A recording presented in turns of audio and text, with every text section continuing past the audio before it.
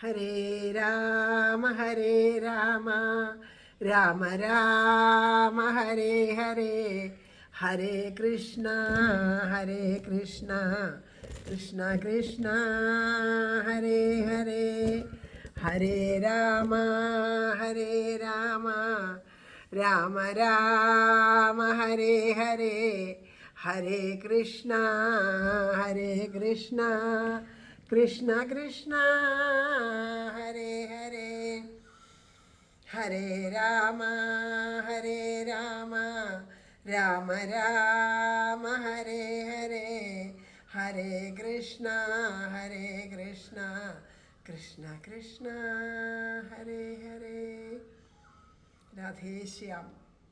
എല്ലാ സജ്ജനങ്ങൾക്കും വിനീത നമസ്കാരം. കഴിഞ്ഞ മാസത്തിലെ, അതായത് ധനുമാസത്തിലെ നമ്മുടെ ശ്രീകൃഷ്ണ കഥാമൃതം പറയണതിൻ്റെ സമയത്ത് ഗോപികമാർ കാത്യായനി ദേവിയെ പൂജിച്ച കഥ പറഞ്ഞപ്പോൾ ഒരു കഥ പറയുകയുണ്ടായി. ധനുമാസത്തിലെ കഥ. മാർഗഴി മാസത്തിലെ ഭഗവാനെ ശ്രീരംഗനാഥനെ പൂജിച്ചിട്ട് ശ്രീരംഗനാഥനെ വിവാഹം കഴിക്കാൻ ആഗ്രഹിച്ച് ആ ശ്രീരംഗനാഥൻ്റെ പത്നിയായ ആണ്ടാളമ്മയുടെ കഥ അല്ലേ, എല്ലാവർക്കും ഓർമ്മയില്ലേ? മനോഹരമായിട്ടുള്ളൊരു കഥ. അത് നമ്മൾ കേട്ടു. ഇന്നും ആ ഒരു ആണ്ടാളമ്മയുടെ ആ ഒരു പ്രേമത്തിനെ അനുസ്മരിച്ചിട്ട് അവിടുത്തെ സ്ത്രീകൾ ഭഗവാന് ഭർത്താവായിട്ട് ലഭിക്കാനായിട്ട് അവിടെ ഇന്നും പ്രാർത്ഥനകളെ, വഴിപാടുകളെ, ആ പാസുരങ്ങളൊക്കെ പാടി സമർപ്പിക്കുന്നു. ഇതൊക്കെ നമ്മൾ അന്ന് പറയേണ്ടായി. ഇപ്പോൾ അത്യത്ഭുതമായിട്ടുള്ള മറ്റൊരു കഥ നിങ്ങളുടെ മുമ്പിലേക്ക്. അത് ഭഗവാൻ തന്നെ ഒരു പ്രത്യേക സമയത്ത് ഭഗവാൻ പറഞ്ഞതെന്താണ്, 2-3 ദിവസമായിട്ട് ഇടയിൽ ലൈവ് ഇല്ലാണ്ടിരുന്നത് തന്നെ ഈ കഥ വേണ്ട വിധത്തിലൊന്ന് ചിട്ടപ്പെടുത്തി നിങ്ങളുടെ അടുത്ത് എഴുതി ഉണ്ടാക്കിയിട്ട് നിങ്ങളോട് പറയണം എന്ന് വിചാരിച്ചിട്ടായിരുന്നു. കാരണം പറയുമ്പോൾ അത് അത്രയും നന്നായിട്ട് പറയണ്ടേ, അതുകൊണ്ട്. അപ്പോൾ ഈ തമിഴ്നാടിൻ്റെ ഹൃദയഭാഗത്ത് കൊല്ലി ഡാം, കാവേരി, ഇങ്ങനെയുള്ള 2 നദികളുടെ ഇടയിലാണ്, ഒരു ദ്വീപിലാണ് അത്രേ ഈ ശ്രീരംഗം ക്ഷേത്രം. ക്ഷേത്രം എന്ന് പറയാൻ പറ്റില്ല, ക്ഷേത്ര സമുച്ചയം എന്ന് പറയുന്നത്. ധാരാളം ക്ഷേത്രങ്ങളുണ്ടെന്നാണ് പറയണേ അവിടെ. 150 ഏക്കറിൽ നിറഞ്ഞു കിടക്കണതാണ് എന്ന് പറയണു. അല്ലെ, ആരെങ്കിലുമൊക്കെ പോയിട്ടുണ്ടോ ശ്രീരംഗത്ത് പോയവരുണ്ടെങ്കിലൊന്ന് പറയണേ. ശ്രീരംഗം എനിക്കൊരുപാട് ആഗ്രഹങ്ങൾ, കുറേ വർഷങ്ങളായിട്ട് ആഗ്രഹിക്കുന്നു. ശ്രീരംഗത്ത് പോയിട്ട് ഭഗവാനെ കാണണമെന്ന് ഒരുപാട് മോഹമുണ്ട്. ഭഗവാൻ എപ്പോഴാണോ സാധിപ്പിക്കണമെന്ന് വെച്ചാൽ സാധിപ്പിക്കട്ടെ. അപ്പോൾ ഈ ശ്രീ വൈഷ്ണവ സമ്പ്രദായത്തിലെ 108 ദിവ്യദേശങ്ങളിൽ ആദ്യത്തെയാണ് ഈ ശ്രീരംഗം എന്നാണ് പറയപ്പെടുന്നത്. അത് പക്ഷേ ഇന്ത്യയിലെ മാത്രമല്ല, ലോകത്തിലെ തന്നെ ഏറ്റവും വലിയ ക്ഷേത്ര സമുച്ചയമാണ് എന്നുള്ളതാണ് പറയുന്നത്. വളരെ പുരാതനമായിട്ടുള്ളതാണ് ഈ ശ്രീരംഗം ക്ഷേത്രം. അപ്പോൾ ഈ ശ്രീരംഗത്തിലെ ഭഗവാന്റെ ആ ഉത്സവമൂർത്തി എന്ന് പറഞ്ഞാൽ, ഇപ്പം നമ്മൾ ഗുരുവായൂരൊക്കെ കണ്ടിട്ടുണ്ടല്ലോ. ഗുരുവായൂർ അകത്ത് ചന്ദനമൊക്കെ ചാർത്തിയിട്ട് ചെയ്യണത്, അവിടെയുള്ള ആ പ്രതിമ, അവിടുത്തെ വിഗ്രഹത്തിൽ പ്രതിഷ്ഠയുണ്ട്, കൽപ്രതിഷ്ഠ. ആ പ്രതിഷ്ഠയിൽ ചതുർബാഹുവായിട്ടുള്ള വിഗ്രഹമാണ്. ആ വിഗ്രഹത്തിൽ പല വിധത്തിൽ ഭഗവാൻ മനസ്സിൽ തോന്നിക്കുന്നത് പോലെ അത് മനോഹരമായിട്ട് ചന്ദനം കൊണ്ട് ഓരോരോ രൂപങ്ങൾ അണിയിക്കണം. ശരിക്കും അവിടെയുള്ള വിഗ്രഹം എന്ന് പറഞ്ഞാൽ ചതുർബാഹു വിഗ്രഹമാണ്. പക്ഷെ ചന്ദനം ചാർത്തേണ്ടത്, ആ വിഗ്രഹത്തിൽ ചന്ദനം ചാർത്തേണ്ടത് പല രൂപത്തിൽ ചാർത്തണമെന്നാണ്. ഇതുകൂടാതെ കണ്ട് ഗുരുവായൂർ പുറത്തൊക്കെ എഴുന്നള്ളിക്കുമ്പോൾ ഉത്സവമൂർത്തിയായിട്ട് എഴുന്നള്ളിക്കാനായിട്ടൊരു കൊച്ചു വിഗ്രഹം ഉണ്ട് അല്ലേ, നമ്മൾ കണ്ടിട്ടുണ്ട്. അതൊക്കെ ഇങ്ങനെ നെഞ്ഞോട് ചേർത്ത് വെച്ച് സുഹൃതികളായിട്ടുള്ള ആ തിരുമേനിമാർ പുറത്തേക്ക് വരണതൊക്കെ കണ്ടിട്ടുണ്ട്. അതുപോലെയുള്ള വിഗ്രഹം, അങ്ങനെയുള്ള ആ ഉത്സവമൂർത്തി, ആ ഉത്സവമൂർത്തിയുടെ വിഗ്രഹം ഇവിടെ സ്വയം പ്രതിഷ്ഠ ആവുകയായിരുന്നു ചെയ്തത്. സ്വയമേവ അവിടെ ആ ഭൂമിയിൽ സ്വയമേവിയാണ് അവിടെ പ്രതിഷ്ഠിതനായത്. ഭഗവാൻ തന്നെ അവിടെ ഉറച്ചു നിന്നു. അങ്ങനെയാണ്. അത് ത്രേതായുഗത്തിലാണ് അത്ര. അപ്പോൾ ഈ മഹാവിഷ്ണുവിൻ്റെ ഈ പ്രതിഷ്ഠ നടന്നത്. ബ്രഹ്മാവ് പൂജിച്ചിരുന്ന ഒരു മഹാവിഷ്ണുവിൻ്റെ വിഗ്രഹം, അത് ബ്രഹ്മാവ് പൂജിച്ചൊരു വിഗ്രഹമായിരുന്നു. പഞ്ചലോഹത്തിൻ്റെ ഒരു വിഗ്രഹം. അത് ത്രേതായുഗത്തിൽ ശ്രീരാമസ്വാമിക്ക് ലഭിച്ചു ആ വിഗ്രഹം. അപ്പോൾ അദ്ദേഹം അയോധ്യയിൽ വച്ചിട്ട് ഈ വിഗ്രഹത്തിനെ പൂജ ചെയ്തുകൊണ്ടിരുന്നിരുന്നു. അങ്ങനെ രാവണ നിഗ്രഹമൊക്കെ കഴിഞ്ഞ് അവിടുന്ന് ഇങ്ങോട്ട് പോരുമ്പോൾ എല്ലാവരും കൂടെ വന്നു. രാമായണം വായിച്ച് നമുക്കറിയാലോ, എല്ലാവരും കൂടെ വന്നു. വാനരന്മാർ കൂടെ വന്നു അവർ, അതുപോലെ ഗുഹൻ കൂടെ വന്നു, വിഭീഷണൻ ബാക്കിയുള്ള അസുരന്മാരെ കൂട്ടിയിട്ട് കൂടെ വന്നു. അങ്ങനെ എല്ലാവരും കൂടി വന്നിട്ട് ഇവിടെ വന്ന് ഭഗവാന്റെ അഭിഷേകവും കാര്യങ്ങളൊക്കെ നന്നായി നടന്ന്, രാജാഭിഷേകമൊക്കെ നടന്ന് തിരിച്ചു പോണ സമയത്ത് ഭഗവാൻ ഓരോരുത്തർക്കും ഓരോരോ പാരിതോഷികങ്ങൾ, സമ്മാനങ്ങൾ കൊടുത്തിട്ട് അവരെ സന്തോഷിപ്പിച്ചയച്ചു. പക്ഷെ വിഭീഷണന് എന്തെന്നില്ലാത്ത ദുഃഖം. കാരണം ഭഗവാനെ പിരിഞ്ഞിരിക്കാൻ വയ്യ. എനിക്ക് അങ്ങില്ലാണ്ട് ലങ്കയ്ക്ക് പോകാൻ പറ്റില്ല, എനിക്ക് ലങ്കയും വേണ്ട, ഒന്നും വേണ്ട, അത് വേറെ ആരെങ്കിലും ആ ലങ്ക അങ്ങ് തന്നെ ഏൽപ്പിച്ചോളൂ, ഞാൻ അങ്ങയെ സേവിച്ചു കൊണ്ട് ഇവിടെ കഴിയാം, എനിക്ക് ലങ്കയിലേക്ക് തിരിച്ചു പോകാൻ വയ്യ എന്ന് പറഞ്ഞ് കരഞ്ഞു. അപ്പോൾ ഭഗവാൻ എന്ത് ചെയ്തു? അദ്ദേഹം ശ്രീരാമസ്വാമി പൂജിച്ചിരുന്ന ഈ വിഗ്രഹം ഉണ്ടല്ലോ, ഈ വിഗ്രഹം എടുത്തിട്ട് ഈ വിഭീഷണനെ ഏൽപ്പിച്ചു. അപ്പോൾ വിഭീഷണനോട് പറഞ്ഞു, ഞാൻ തന്നെയാണ്, ഈ വിഗ്രഹവും ഞാനും ഒന്നാണ്, ഞാൻ തന്നെയാണ് കൂടെ വരണേന്ന് കരുതിക്കോളൂ എന്ന് പറഞ്ഞ് കയ്യിൽ കൊടുത്തു. അത് ശരിക്കും ആ വിഗ്രഹത്തെ സ്പർശിച്ചപ്പോൾ ശരിക്കും ഭഗവാൻ കൂടെയുള്ള തന്നെ ഒരു അനുഭൂതി ഈ വിഭീഷണന് തോന്നി. അദ്ദേഹം വേഗം സന്തോഷത്തോടു കൂടി ആ വിഗ്രഹവും കൊണ്ടുപോയി.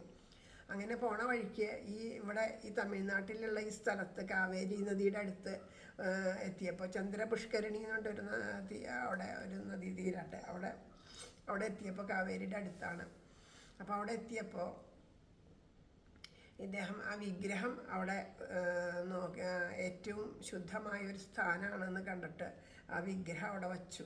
ആ വിഗ്രഹം അവിടെ വച്ചിട്ട് നദിയിലിറങ്ങി കുളി സന്ധ്യാവന്തനമൊക്കെ കഴിഞ്ഞു. അത് കഴിഞ്ഞ് വിഗ്രഹം എടുക്കാൻ നോക്കിയപ്പോൾ വിഗ്രഹം കിട്ടണില്ല. വളരെ ശ്രമിച്ചിട്ടും കിട്ടണില്ല. അപ്പോൾ വിഭീഷണന് വീണ്ടും ദുഃഖമായി. കാരണം ഭഗവാൻ ഇച്ഛയില്ല എൻ്റെ കൂടെ വരാനല്ലേ എന്നൊക്കെ ആലോചിച്ചിട്ട് ദുഃഖമായി, വല്ലാത്ത വിഷമമായി. ഭഗവാൻ ഇല്ലാണ്ട് ഞാൻ എങ്ങനെ പോകും എന്ന് ആലോചിച്ചിട്ട് ആ പാദത്തിൽ വീണ് നമസ്കരിച്ച് ഉറക്കെ കരഞ്ഞു. പെട്ടെന്ന് വിഗ്രഹത്തിൽ നിന്നൊരു അശരീരി ഉണ്ടായി. ഞാൻ ഇവിടെ ഇരുന്നു കൊണ്ട് തെക്കോട്ട് നോക്കിയിട്ട് ലങ്കയെ, തെക്കോട്ടാണ് അത്രയും നോക്കിയിരിക്കണേ ആട്ടത്, അപ്പോൾ തെക്കോട്ട് നോക്കി ലങ്കയെ പരിപാലിച്ചോളാം, ഞാൻ എപ്പോഴും കൂടെ ഉണ്ടാവും, ഞാൻ വിട്ടു പിരിഞ്ഞു എന്നുള്ള ഒരു തോന്നലൊന്നും ഉണ്ടാവണ്ട, ഞാൻ വിട്ടു പിരിഞ്ഞിട്ടില്ല, ഞാൻ എപ്പോഴും കൂടെ ഉണ്ടാവും എന്ന് പറഞ്ഞ് ആ വിഭീഷണൻ എന്നെ സമാധാനിപ്പിച്ചിട്ട് അദ്ദേഹം പറഞ്ഞയച്ചു. ഹരേഷ്ണ, ഞാൻ ആ കണ്ണൻ്റെ കണ്ണ് കാണാണ്ട് പോണ്ട വെച്ചിട്ടാണ് ഇങ്ങനെ നോക്കിയത്. അപ്പം അങ്ങനെ പറഞ്ഞയച്ച് അദ്ദേഹം ലങ്കയിലേക്ക് പോവുകയും ചെയ്തു. അങ്ങനെ ശ്രീരാമൻ പൂജിച്ച ആ വിഗ്രഹമാണ് ശ്രീരംഗനാഥർ എന്നാണ് പറയുന്നത്. ശ്രീരംഗത്ത് പ്രതിഷ്ഠിച്ചത് കൊണ്ട് ശ്രീരംഗൻ എന്നുള്ള പേര് വന്നു. പിന്നെ മഹാഭാരതത്തിൽ ഈ ക്ഷേത്രത്തെ പറ്റി പറയേണ്ട അത്ര, ഈ അർജുനൻ ഉലൂബി എന്ന് പറഞ്ഞിട്ടുള്ളൊരു നാഗരാജകുമാരിയുണ്ട്. ആ നാഗരാജകുമാരിയെ വിവാഹമൊക്കെ കഴിച്ചതിന് ശേഷം, അപ്പോൾ പണ്ട് ഒക്കെ എങ്ങനെയാണെന്ന് വെച്ചാൽ ഈ വിവാഹം കഴിഞ്ഞാൽ ഒരു തീർത്ഥാടനത്തിന് പോവുക. കാരണം നമ്മളുടെ ആ നമ്മുടെ വീട് സുഖമായിട്ട് ഗൃഹത്തിലുള്ളവരുടെ അതിന് വേണ്ടിയിട്ട് നമ്മൾ തീർത്ഥാടനത്തിന് ശേഷം മാത്രമേ ദാമ്പത്യം അങ്ങനെ പാടുള്ളൂ എന്നുണ്ട്. സൽസന്താനങ്ങൾക്കും എല്ലാത്തിനും വേണ്ടിയിട്ടാണ് ആദ്യം തന്നെ ബ്രഹ്മചര്യം അനുഷ്ഠിച്ച് തീർത്ഥാടനങ്ങൾ ചെയ്യുക. ഭാര്യയും ഭർത്താവും കൂടി തീർത്ഥാടനം ചെയ്യേണ്ടാവും. ചിലവർ വീട്ടിലിരുന്നിട്ട് ഭഗവാൻ പൂജ ചെയ്ത് അങ്ങനെ ഒരു വർഷത്തേക്ക് ബ്രഹ്മചര്യം അനുഷ്ഠിച്ച് രണ്ടുപേരും കൂടി ഒരുമിച്ച് ഈശ്വര പൂജ ചെയ്ത് അങ്ങനെയൊക്കെയാണ്. ഇപ്പം ഇവിടെ അർജുനൻ എന്താ ചെയ്തത്? ദക്ഷിണേന്ത്യയിലേക്ക് തീർത്ഥാടനത്തിന് പോവുക ചെയ്തത്. അങ്ങനെ ആ സമയത്ത് ഇവിടെ ശ്രീരംഗത്ത് വന്ന് ശ്രീരംഗനാഥനെ പ്രാർത്ഥിച്ചതായിട്ട് പറയുന്നുണ്ട് അവിടെ. അപ്പം ഈ അമ്പലത്തിലെ ഏറ്റവും മഹത്തായത്, ഇവിടെ ഏറ്റവും വിശിഷ്ടമായത് രാവിലത്തെ വിശ്വരൂപ ദർശനമാണ് ആണ് പറയണത്. അപ്പോൾ പിന്നെ ഇവിടുത്തെ ഒരു പ്രത്യേകത എന്ന് പറഞ്ഞാൽ ഈ ശ്രീരംഗത്തെ കഥ പറയാനായിട്ട് ക്ഷമയോടുകൂടി ഇരിക്കണം കേട്ടോ. എന്ത് കാര്യമാണ് പറയാൻ വരണേന്നുള്ളത് എല്ലാവർക്കും മനസ്സിലാവാൻ എല്ലാവരും ക്ഷമയോടുകൂടി ഇരിക്കണേ. കുറച്ചധികം പറയാനുണ്ട് ഇതിൽ. കാരണം ഇതൊക്കെ അറിയുമ്പോൾ എല്ലാവരോടും പറയാനുള്ളൊരു കൊതി കൊണ്ട് പറയുക. അപ്പോൾ 250 ദിവസം, ഒരു വർഷത്തിൽ 250 ദിവസം ഇവിടെ ഉത്സവമാണ് അത്ര. ഓരോ ഉത്സവങ്ങളാണ് ഇവിടെയുള്ളത്. അത്രയും ക്ഷേത്രങ്ങൾ അതിൻ്റെ ഉള്ളിലുണ്ടല്ലോ, ക്ഷേത്ര സമുച്ചയമാണല്ലോ. പക്ഷെ അതിലെ തുലാമാസത്തിലെ ഉത്സവത്തിന് ഒരു പ്രത്യേകതയുണ്ട്. ഈ തുലാമാസത്തിലെ ഉത്സവത്തിന് കാവേരിയിലെ ജലമാണ് അഭിഷേകത്തിന് ഉപയോഗിക്കുന്നത്. അന്നേ ദിവസം കാവേരി ഭൂമിയിലെ ഏറ്റവും പരിപാവനമായിട്ടുള്ള പുണ്യനദിയായിട്ട് മാറും. ആ ദിവസം അവിടെ ആ അഭിഷേകം നടക്കുന്ന ആ ദിവസം കാവേരിയിൽ വന്ന് സ്നാനം ചെയ്താൽ ഈ പ്രപഞ്ചത്തിലെ ഈ ഭൂമിയിലെ എല്ലാ പുണ്യതീർത്ഥങ്ങളിലും ഒരുമിച്ച് സ്നാനം ചെയ്ത ഫലം ലഭിക്കും.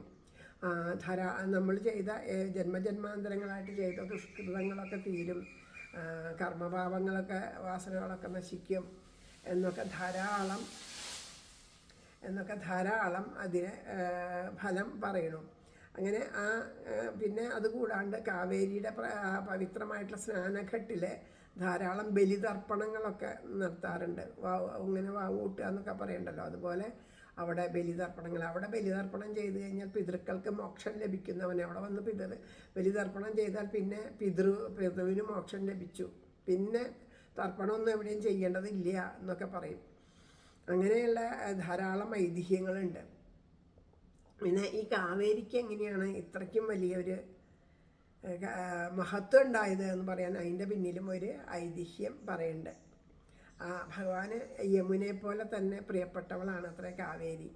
അപ്പോൾ പണ്ട് കാവേരൻ എന്ന് പറഞ്ഞിട്ടൊരു രാജാവ് ബ്രഹ്മാവിനെ തപസ് ചെയ്ത് പ്രസാദിപ്പിച്ചു. അപ്പോൾ ബ്രഹ്മാവ് ആ കാവേരൻ്റെ തപസ്സിൽ പ്രസാദിച്ചിട്ട് വരങ്ങളൊക്കെ നൽകി അനുഗ്രഹിച്ചപ്പോൾ ആ രാജാവിൻ്റെ ആ ഒരു വിനയഭാവവും ആ ഒരു ഭക്തിഭാവമൊക്കെ കണ്ടപ്പോൾ അത് കൂടുതൽ സംപ്രീതനായിട്ട് തൻ്റെ മകളെ പുത്രിയായിട്ട് രാജാവിന് ദത്ത് നൽകി എന്നുള്ള തൻ്റെ മകളെ നൽകി. അപ്പോൾ ഈ കാവേരൻ്റെ പുത്രി ആയതുകൊണ്ട് അവളെ കാവേരി എന്ന് പേര് വന്നു. അപ്പോൾ ഈ കാവേരി ആണെങ്കിൽ എന്താ, ജന്മനാ തന്നെ വിഷ്ണു ഭക്തിയാണ്. അപ്പോൾ എപ്പോഴും വിഷ്ണുവിനെയാണ് പൂജിക്കുന്നത്. വിഷ്ണുവിനെ പൂജിച്ച് ആ വിഷ്ണുപാദത്തിൽ ചേരാനാണ് ഈ കാവേരിയുടെ ആഗ്രഹം.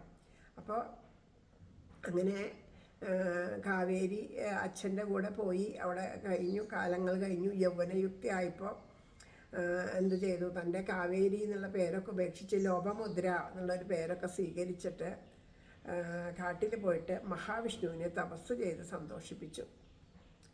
അങ്ങനെ മഹാവിഷ്ണു അനുഗ്രഹിച്ചു, ഞാൻ കാലമാകുമ്പോൾ നിന്നെ എന്നോട് ചേർക്കാം, അതുവരെ നീ നിൻ്റെ ജന്മനിയോഗം, പൂർവ്വജന്മ കർമ്മങ്ങൾക്കനുസരിച്ചുള്ള നിയോഗങ്ങൾ ഉണ്ടാവുമല്ലോ, ആ നിയോഗങ്ങൾ അനുസരിച്ച് ജീവിക്കാൻ പറഞ്ഞ് അനുഗ്രഹിച്ചിട്ട് മഹാവിഷ്ണു അപ്രത്യക്ഷനായി.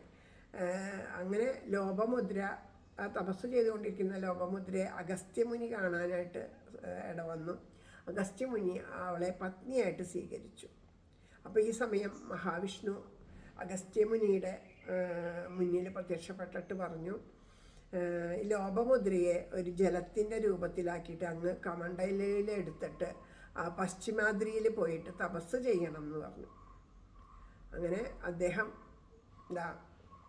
ആ കമണ്ഡലൂരിൽ എടുത്തിട്ട് അവിടെ ആ പശ്ചിമാദ്രിയിൽ പോയിട്ട് തപസ് ചെയ്യാൻ തുടങ്ങി. ആ സമയത്ത് വിഷ്ണു ഭഗവാൻ എന്ത് ചെയ്തു, ഇതിനടുത്ത് ഒരു നെല്ലിമരമായിട്ട് അവിടെ അവതരിച്ചിട്ട് ഒരു നെല്ലിമരത്തിൻ്റെ രൂപത്തിൽ അവിടെ മരമായിട്ട് നിന്നു. അങ്ങനെ ഇതെല്ലാം ബ്രഹ്മാവ് മനസ്സിലാക്കി. അപ്പം അങ്ങനെ ആ ബ്രഹ്മാവ് ഈ നെല്ലിമരത്തിൻ്റെ ചുവട്ടിൽ വന്നിട്ട് ശംഖ് തീർത്ഥം കൊണ്ട് ഭഗവാന് ഇങ്ങനെ അഭിഷേകം ചെയ്ത് പൂജിച്ചു. അപ്പോൾ കാരണം തൻ്റെ മകൾക്ക് വിഷ്ണുപ്രാപ്തി ഉണ്ടാവണം എന്നുള്ള ആ സങ്കല്പത്തിലാണ് പൂജ ചെയ്തത്. ആ സമയത്ത് പെട്ടെന്ന് തന്നെ ഒരു ചുഴലിക്കാറ്റ് വീശി, ആ കാറ്റിൻ്റെ ശക്തി കൊണ്ട് ഈ അഗസ്ത്യ മഹർഷിയുടെ കമണ്ഡലം മറിഞ്ഞിട്ട് അതിലെ ജലം മുഴുവനും അവിടുന്ന് ഒഴുകി. അത് നേരെ ആ വിഷ്ണുവിൻ്റെ പാദത്തിലേക്ക് ഒഴുകിയിട്ട് ആ പാദത്തിലൂടെ ഒഴുകിയൊരു നദിയായിട്ട് മാറി. അപ്പോൾ അങ്ങനെ കാവേരി ഒരു നദിയായി. അപ്പോൾ ആ കാവേരി നദിയായി മാറിയപ്പോൾ വീണ്ടും കാവേരി ആ നദീ രൂപത്തിൽ കടന്നുകൊണ്ട് ഭഗവാനെ വീണ്ടും തപസ് ചെയ്ത് പ്രത്യക്ഷപ്പെടുത്തിയിട്ട് അപ്പോൾ പ്രത്യക്ഷപ്പെട്ടപ്പോൾ ഭഗവാൻ പറഞ്ഞു, ആവശ്യമുള്ള വരം എന്താ വെച്ചാൽ ചോദിച്ചോളൂ, ആവശ്യമുള്ള വരം തരാം എന്നൊക്കെ പറഞ്ഞു. അങ്ങനെ അപ്പോൾ ആഗ്രഹിച്ചത് അങ്ങയുടെ പാദത്തിൽ എപ്പോഴും അങ്ങയുടെ പാദത്തിലിരിക്കണം, എനിക്ക് അങ്ങയെ പ്രാർത്ഥിച്ചുകൊണ്ട് അങ്ങയുടെ പാദസേവ ചെയ്യണം. അപ്പോൾ അതുകൊണ്ട് അത് മാത്രമല്ല, ഭൂമിയിലെ ഏറ്റവും പുണ്യ നദിയാവാൻ എന്നെ അനുഗ്രഹിക്കണം എന്ന് പറഞ്ഞു. അപ്പോൾ കാവേരിയോട് പറഞ്ഞു നദിയായിട്ട് ഒഴുകുക, ശ്രീരംഗത്തിലൂടെ ഒഴുകാൻ പറഞ്ഞു. ത്രേതായുഗത്തിൽ ഞാൻ അതവിടെ രംഗനാഥനായിട്ട് കാവേരിയുടെ തീരത്ത് വന്ന് കുടികൊള്ളും. അപ്പോൾ മനുഷ്യവർഷത്തിലൊരു ദിവസം നമ്മുടെ, കാരണം ദേവവർഷം എന്ന് പറഞ്ഞാൽ ദേവന്മാരിങ്ങനെ കണ്ണടച്ചിങ്ങനെ തുറക്കുക എന്നുള്ള സമയം കൊണ്ട് മനുഷ്യൻ്റെ ഒരു വർഷം കഴിഞ്ഞു. അപ്പോൾ ആ കണ്ണ് ചിമ്മി ഇങ്ങനെ തുറക്കണ സമയമേ ഉള്ളൂ. അപ്പോൾ മനുഷ്യവർഷത്തിലൊരു ദിവസം എന്ന് പറഞ്ഞാൽ ഇടയ്ക്ക് എന്നുള്ള അർത്ഥം തന്നെ. ദേവവർഷം അല്ല, മനുഷ്യവർഷമല്ല. അപ്പം ആ മനുഷ്യവർഷത്തിലൊരു ദിവസം ഈ കാവേരിയിലെ ജലം കൊണ്ട് ഞാൻ അഭിഷേകം ഏറ്റുവാങ്ങും. അന്നേ ദിവസം ഭൂമിയിലെ ഏറ്റവും പരിപാവനമായിട്ടുള്ള തീർത്ഥമായിട്ട് മാറും എന്ന് വിഷ്ണു അനുഗ്രഹിച്ച് കാവേരിയെ സന്തോഷിപ്പിച്ച് പറഞ്ഞയച്ചു. ഇതാണ് കാവേരിയുടെ കഥ. ആദ്യം ആമുഖമൊക്കെ പറഞ്ഞിട്ട് കഥയിലേക്ക് കിടക്കാമെന്ന് വിചാരിച്ചിട്ടാണ് കേട്ടോ.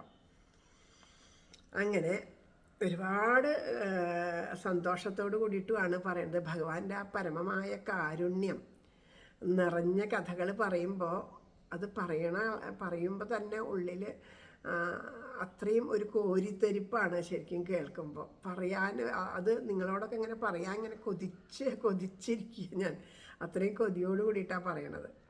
അപ്പോൾ ഈ ശ്രീരംഗത്തേക്ക് ഇന്ത്യയുടെ നാനാഭാഗത്തുനിന്നും വിദേശത്തുനിന്നൊക്കെ ധാരാളം ഭക്തന്മാർ വന്ന് ഈ ശ്രീരംഗനാഥനെ കണ്ടു തൊഴാൻ വരും. അങ്ങനെ ശ്രീരംഗനാഥൻ്റെ കൊട്ടാരത്തിൽ രാജ്ഞിയായിട്ട് രംഗനായകി, അതായത് നമ്മുടെ ആണ്ടാളമ്മയുണ്ട് അവിടെ. പിന്നെ അവിടെ ഒരു അർജുനൻ്റെ ഒരു ക്ഷേത്രമുണ്ട് അത്ര. അർജുനൻ്റെയും കൂടി അർജുനൻ അവിടെ വന്നിട്ടുണ്ടായിരുന്നു എന്നൊക്കെ പറഞ്ഞില്ല. അപ്പോൾ അർജുനൻ്റെ ഒരു ക്ഷേത്രമുണ്ട്, അത് പറയണം. അതിൻ്റെ അർജുന മണ്ഡപം, ക്ഷേത്രം ആയിരിക്കില്ല, വേണമെങ്കിൽ അർജുന മണ്ഡപം, അർജുനൻ അവിടെ ഇരുന്ന് ധ്യാനിച്ചതോ തപസ് ചെയ്തതോ ആയിരിക്കും. ആ അർജുന മണ്ഡപമുണ്ട്. അതിൻ്റെ അടുത്ത് ചെറിയൊരു ക്ഷേത്രമുണ്ട്. ആ ക്ഷേത്രത്തിൽ 12 ഈ ശ്രീരംഗന് 12 പത്നിമാരുണ്ട് ശ്രീരംഗനാഥന്. അതിൽ ഒരു പത്നിയുടെ ക്ഷേത്രമാണത്. ഈ പത്നിയുടെ പേര് എന്താണെന്ന് വെച്ചാൽ തുളുക്കു നാച്ചിയാർ എന്നാണ് ഈ പത്നിയുടെ പേര്. തുളുക്ക് എന്ന് വെച്ചിട്ടുണ്ടെങ്കിൽ ടർക്കിഷ് ഭാഷയിൽ നിന്ന് വന്നതാണ് അത്ര തുളുക്ക് എന്നുള്ളത്. അത് തുളുക്ക് എന്ന് പറഞ്ഞിട്ടുണ്ടെങ്കിൽ മുസ്ലിം എന്നാണ്, മുസ്ലിം മണവാട്ടി, അതാണ് അതിൻ്റെ മലയാള രൂപം. അതാണ് നിങ്ങളോട് ഇന്ന് പറയാൻ പോണ കഥ. പവിത്രമായ ഒരു പരമമായ പ്രേമത്തിൻ്റെ, ദൃഢമായ പ്രേമത്തിൻ്റെ കഥ. ഭഗവാന് പ്രേമം മാത്രം മതി, പ്രേമത്തിൽ സന്തോഷിക്കണു, ബാക്കി ഒന്നും നോക്കണില്ല. ജാതിയോ മതോ രൂപോ കാലോ ഒന്നുമില്ല. എത്രയും സ്നേഹം എന്നോടുണ്ടെന്ന് നോക്കണു. ആചാരങ്ങളോ അനുഷ്ഠാനങ്ങളോ ഒന്നും ഭഗവാൻ നോക്കണില്ല. ഹരേഷ്ണം.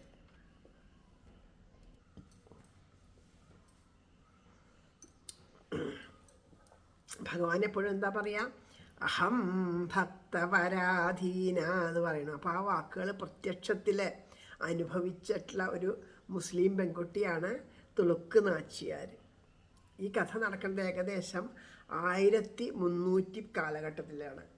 ഈ ഒരു ചരിത്രം പറയണത് 1311 കാലഘട്ടത്തിലാണ്. അന്ന് തമിഴ്നാടൊക്കെ ഭരിച്ചിരുന്നത് പാണ്ഡ്യവംശ രാജാക്കന്മാരായിരുന്നു എന്ന് പറയണം. അപ്പോൾ പാണ്ഡ്യരാജാവ് ഉദാരമായിട്ട് ധനമൊക്കെ ചെലവഴിച്ചിട്ട് ക്ഷേത്രങ്ങളെയൊക്കെ സംരക്ഷിച്ചു പോന്നു. പക്ഷേ ആ കാലത്ത് ഈ ഇസ്ലാമിക അധിനിവേശക്കാരുടെ ക്രൂരതകൾ കൊണ്ട് വളരെ ഭയാനകമായിരുന്നു. നമ്മൾ വൃന്ദാവനത്തിലൊക്കെ ചെല്ലുമ്പോൾ വൃന്ദാവനത്തിലെ കഥകൾ പറയുമ്പോൾ അതൊക്കെ മുസ്ലിം പടയാളികൾ വന്നിട്ട് നശിപ്പിച്ചു പല ക്ഷേത്രങ്ങളും ഗോപുരങ്ങളും. കാരണം അവിടുത്തെ ഒരു ക്ഷേത്രത്തിൻ്റെ ഏറ്റവും മുകളിലത്തെ നിലയിൽ വിളക്ക് കത്തിക്കണ കണ്ടിട്ട് അത് മുസ്ലിം അവിടെ ഡൽഹിയിൽ ഇരുന്ന് അല്ല ജയ്പൂരിൽ ഇരുന്ന് നോക്കിയാൽ കാണും അത്ര. എന്നിട്ട് അവിടെ നിന്ന് വന്നിട്ട് അതിനെ നശിപ്പിച്ചു എന്നൊക്കെയുള്ള കഥകളൊക്കെ കേട്ടിട്ടുണ്ട്. അപ്പോൾ അതുപോലെ പിന്നെ അവർക്ക് വിഗ്രഹാരാധന എന്ന് പറഞ്ഞാൽ വളരെ വെറുപ്പാണ്. വിഗ്രഹാരാധന ഇല്ല എന്നാണ് പറയണത്. അപ്പോൾ ഈ വിഗ്രഹാരാധന ചെയ്യുന്ന ഈ ഹിന്ദുക്കളോടൊക്കെ അവർക്ക് വളരെയധികം വിരോധമായിരുന്നു. അപ്പോൾ അതുകൊണ്ട് തന്നെ ഹിന്ദുക്കളുടെ ക്ഷേത്രങ്ങൾ ധാരാളം ഇവർ നശിപ്പിക്കാനായിട്ട് തുടങ്ങി. എന്നിട്ട് എന്താ ചെയ്യണേന്ന് വിചാരിച്ചിട്ടുണ്ടെങ്കിൽ ഈ വിഗ്രഹങ്ങൾ കല്ലുകൊണ്ടൊക്കെയുള്ള ഇപ്പോൾ വിഗ്രഹങ്ങളുണ്ടല്ലോ, അതായത് ഉത്സവമൂർത്തി അല്ലാത്ത വിഗ്രഹങ്ങളുണ്ടല്ലോ അവിടെ പ്രതിഷ്ഠിച്ചിരിക്കണ പ്രതിഷ്ഠാ വിഗ്രഹം, ആ വിഗ്രഹമൊക്കെ തച്ചുടയ്ക്കുക. പിന്നെ ഈ ഉത്സവമൂർത്തികളൊക്കെ അധികം ഉണ്ടാവുക എങ്ങനെയാണെന്ന് വെച്ചാൽ പഞ്ചലോഹം കൊണ്ടാണ് ഉണ്ടാവുക. അങ്ങനെ ഒരു ക്ഷേത്രത്തിൽ ചിലപ്പോൾ 2 or 3 പ്രതിഷ്ഠയും ഉപപ്രതിഷ്ഠയൊക്കെ ഉണ്ടാവും. അവർക്കൊക്കെ ഉത്സവങ്ങളുണ്ടാവും, ഉത്സവമൂർത്തികളുണ്ടാവും.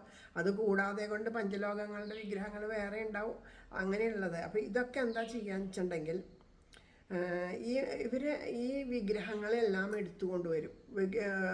ബാക്കിയൊക്കെ തല്ലുടച്ചിട്ട് ഈ പഞ്ചലോഹ വിഗ്രഹമൊക്കെ കൊണ്ടുവന്നിട്ട് അതിനെ ഒന്നായിട്ട് അങ്ങോട്ട് ഉരുക്കിയിട്ട് അവിടെയുള്ള അവർക്ക് രാജാക്കന്മാർക്കും രാജ്ഞിമാർക്കും അവിടെയുള്ളവർക്കൊക്കെ കൂടി അതുകൊണ്ട് ആഭരണങ്ങൾ ഉണ്ടാക്കി കഴുത്തിലാണ്. ഇതാണ് അവർ ചെയ്തിരുന്നത്. അപ്പോൾ ഇവർ ഈ ശ്രീരംഗം ക്ഷേത്രത്തിനെ, അന്ന് ശ്രീരംഗം എന്ന് വെച്ചാൽ അത്രയും ലോകത്തിലെ തന്നെ പറഞ്ഞില്ലേ ഏറ്റവും വലിയ ക്ഷേത്രം, അത്രയും ധനമാണ്. പണ്ടൊക്കെ ഇങ്ങനെ ആൾക്കാർ പറയണ്ടേ, അവിടെ ശ്രീരംഗം പട്ടണം എന്നാണ് പറയുക. അവിടെ വലിയൊരു ഇതാണ്, എല്ലാം അവിടെ അതായത് രത്നോ വ്യാപാരം ഇതൊക്കെ നടന്നിരുന്ന സ്ഥലമായിരുന്നു എന്നാണ് പറയണേ. അപ്പോൾ അത്രയും വലിയൊരു സ്ഥലമായിരുന്നു. അപ്പോൾ ഇവർക്ക് ഭയം ഉണ്ടായിരുന്നു, ഈ ക്ഷേത്രം മുസ്ലിംകൾ ഇങ്ങനെ ആക്രമിക്കുമോ എന്നുള്ള പേടിയുണ്ടായിരുന്നു. അങ്ങനെ ഇവർ ഓരോരുത്തരും ഹരേഷ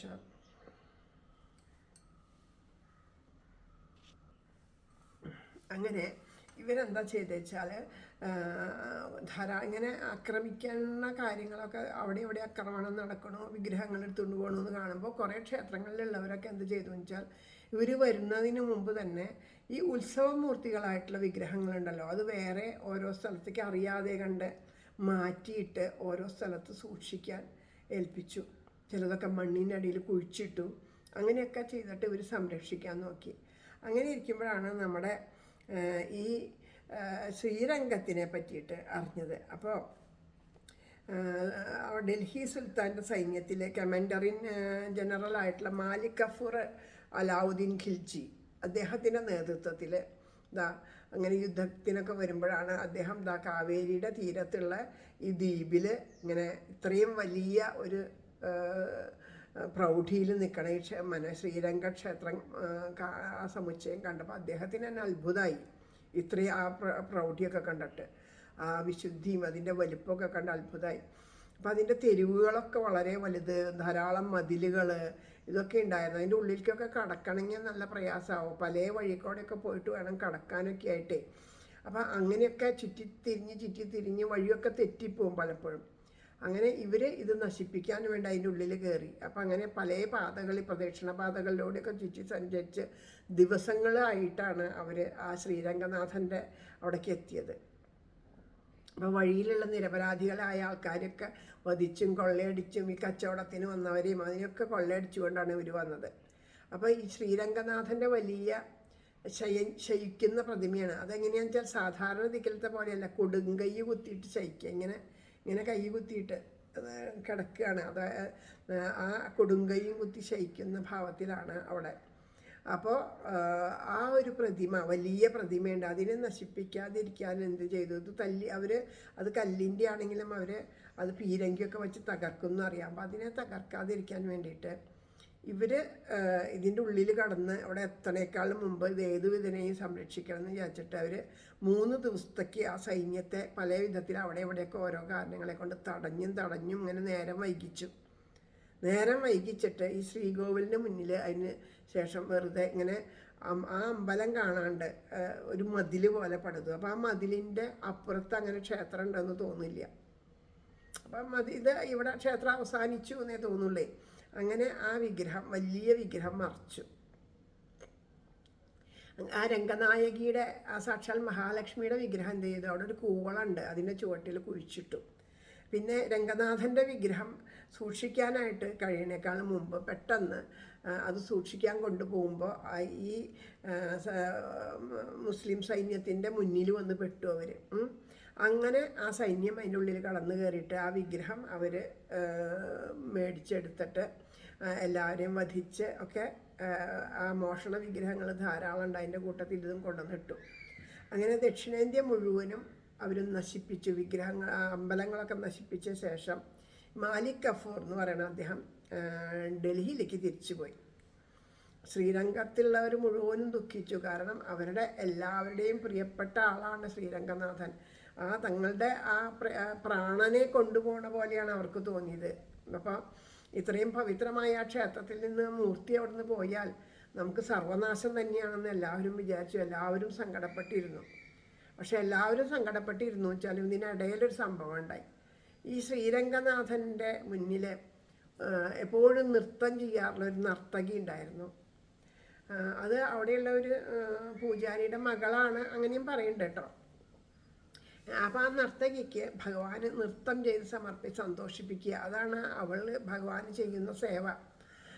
അത് മാത്രമല്ല അതീവ പ്രാവീണ്യം ഉണ്ടായിരുന്നു നൃത്തകലയിൽ. അപ്പം അങ്ങനെയല്ല, അവൾ എന്ത് ചെയ്തു, ഈ സൈന്യം പോയപ്പോൾ വേഷം മാറിയിട്ട് ഈ സൈന്യത്തിൻ്റെ കൂടെ അവളും പുറപ്പെട്ടു ഡൽഹിക്ക്. അങ്ങനെ ഈ കൊള്ളടിച്ച സാധനങ്ങൾ മുഴുവനും അവിടെ ചെന്ന് അലാവുദ്ദീൻ ഖിൽജിയുടെ മുന്നിൽ കൊണ്ടുവന്ന് സമർപ്പിച്ചു. അപ്പോൾ അതിങ്ങനെ സമർപ്പിക്കുമ്പോൾ അവിടെ കൊട്ടാരത്തിൽ ഈ സുൽത്താൻ്റെ മകളും അവിടെ ഉണ്ടായിരുന്നു. അപ്പോൾ എല്ലാ കാര്യങ്ങളും ഒക്കെ പറഞ്ഞു. ഈ വിഗ്രഹങ്ങളൊക്കെ കൂടിയിട്ട് എല്ലാം കൊണ്ട് ഉരുക്കാനായിട്ട്, അപ്പോൾ ഈ കൊണ്ടുവന്ന വിഗ്രഹങ്ങളൊക്കെ അവിടെ ആ രാജാവിൻ്റെ മുന്നിൽ ഇങ്ങനെ ചുരിഞ്ഞിട്ടിട്ട് അവർ അതിൻ്റെ ജയിച്ച വീരസ്യങ്ങളൊക്കെ ഇങ്ങനെ പറയുകയാണ്. അപ്പോൾ പറഞ്ഞു ഇതൊക്കെ കൊണ്ടുപോയി ഉരുക്കിയിട്ട് നല്ല നല്ല ആഭരണങ്ങൾ ഉണ്ടാക്കിയിട്ട് എല്ലാവർക്കും കൊടുക്കാനായിട്ട് കൽപ്പിച്ചു. അപ്പോൾ പെട്ടെന്ന് ആ സമയത്ത് ആ രാജകുമാരിയുടെ കണ്ണുകൾ നമ്മുടെ ഈ ശ്രീരംഗനാഥൻ്റെ ഈ അതിമനോഹരമായ ആ വിഗ്രഹത്തിൽ ആ കണ്ണുകൾ ഉടക്കി. അപ്പോൾ അത് കണ്ടപ്പോൾ എന്തോ ഒരു പ്രത്യേക ആകർഷണം.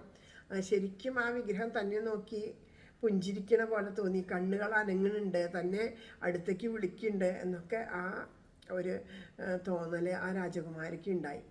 അപ്പം അത്യാകർഷകമായിട്ടുള്ളൊരു മുഖമാണ് ശ്രീരംഗനാഥൻ്റെ.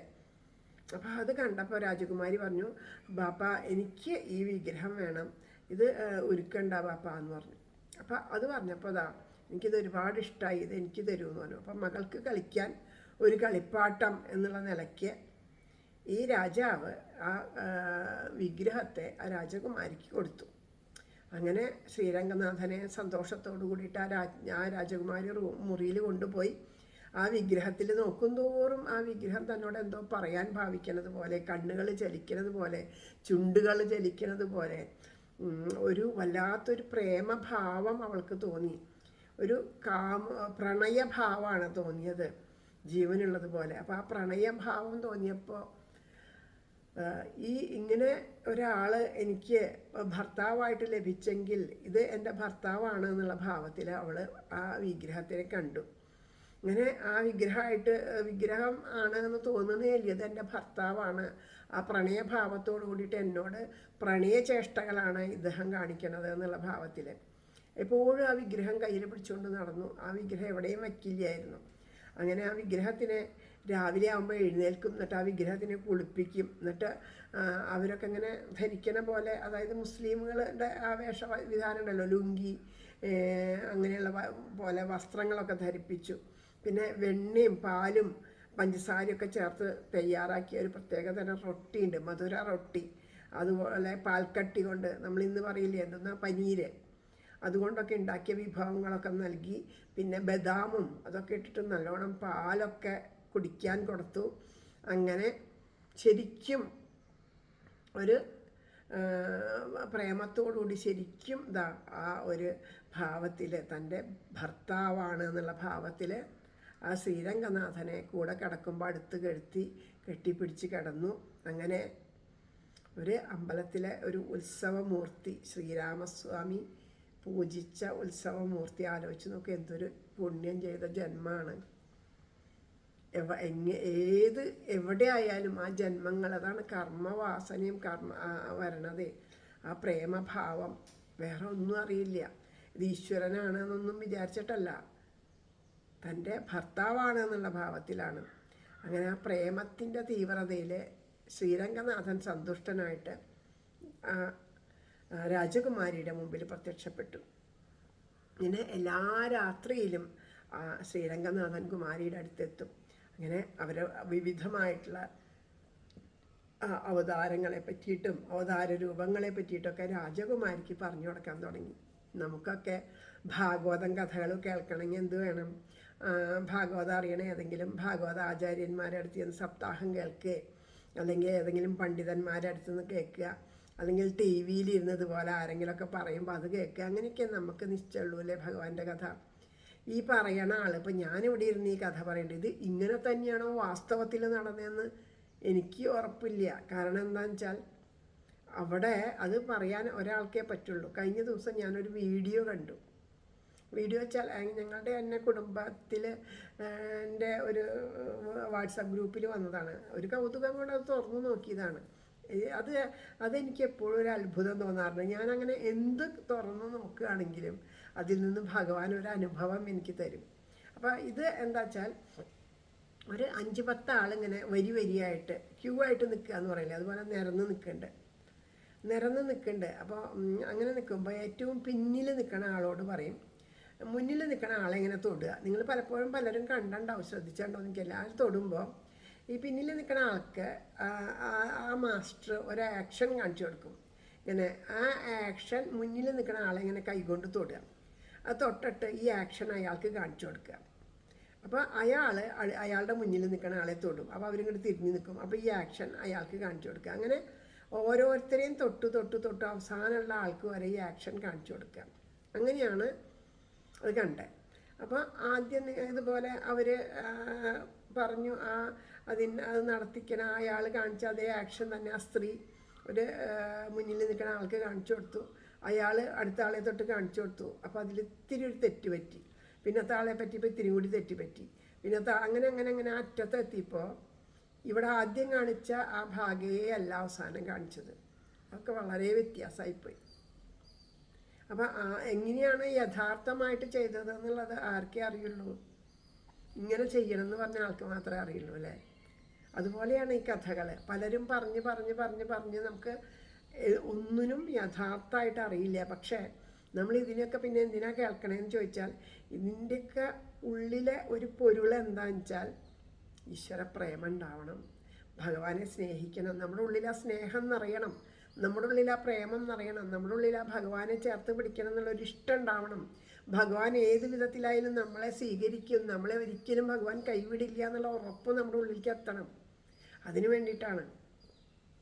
അപ്പോൾ കഥകൾ പറഞ്ഞു കൊടുക്കുമ്പോൾ ആര് കഥ പറഞ്ഞു കൊടുക്കണം? അത്രയും ആ ഉറപ്പുള്ളവർ പറഞ്ഞു കൊടുക്കണം. പണ്ടുള്ള ആ ഋഷീശ്വരന്മാരൊക്കെ ഈശ്വരനെ അനുഭവിച്ചുകൊണ്ട് അവർ അനുഭവിച്ച കാര്യങ്ങളാണ് പറഞ്ഞു കൊടുത്തത്.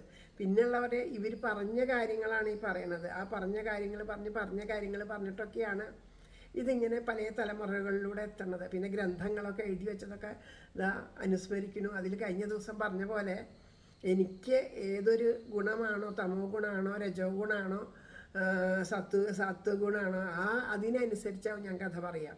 എനിക്കിപ്പോൾ ലൗകിക ജീവിതത്തിനോട് ഒരുപാട് ഇഷ്ടമുണ്ടെങ്കിൽ പറയും ഈശ്വരന് ഇതൊന്നും വേണ്ടാന്ന് വയ്ക്കൊന്നും വേണ്ട, ഇതൊക്കെ ആവാം ഈശ്വരൻ. അപ്പം അതിനനുസരിച്ച് പറക്കാൻ ഇതൊന്നും ഉപേക്ഷിക്കാൻ എനിക്ക് വയ്യേ, എനിക്കിതൊക്കെ വേണം.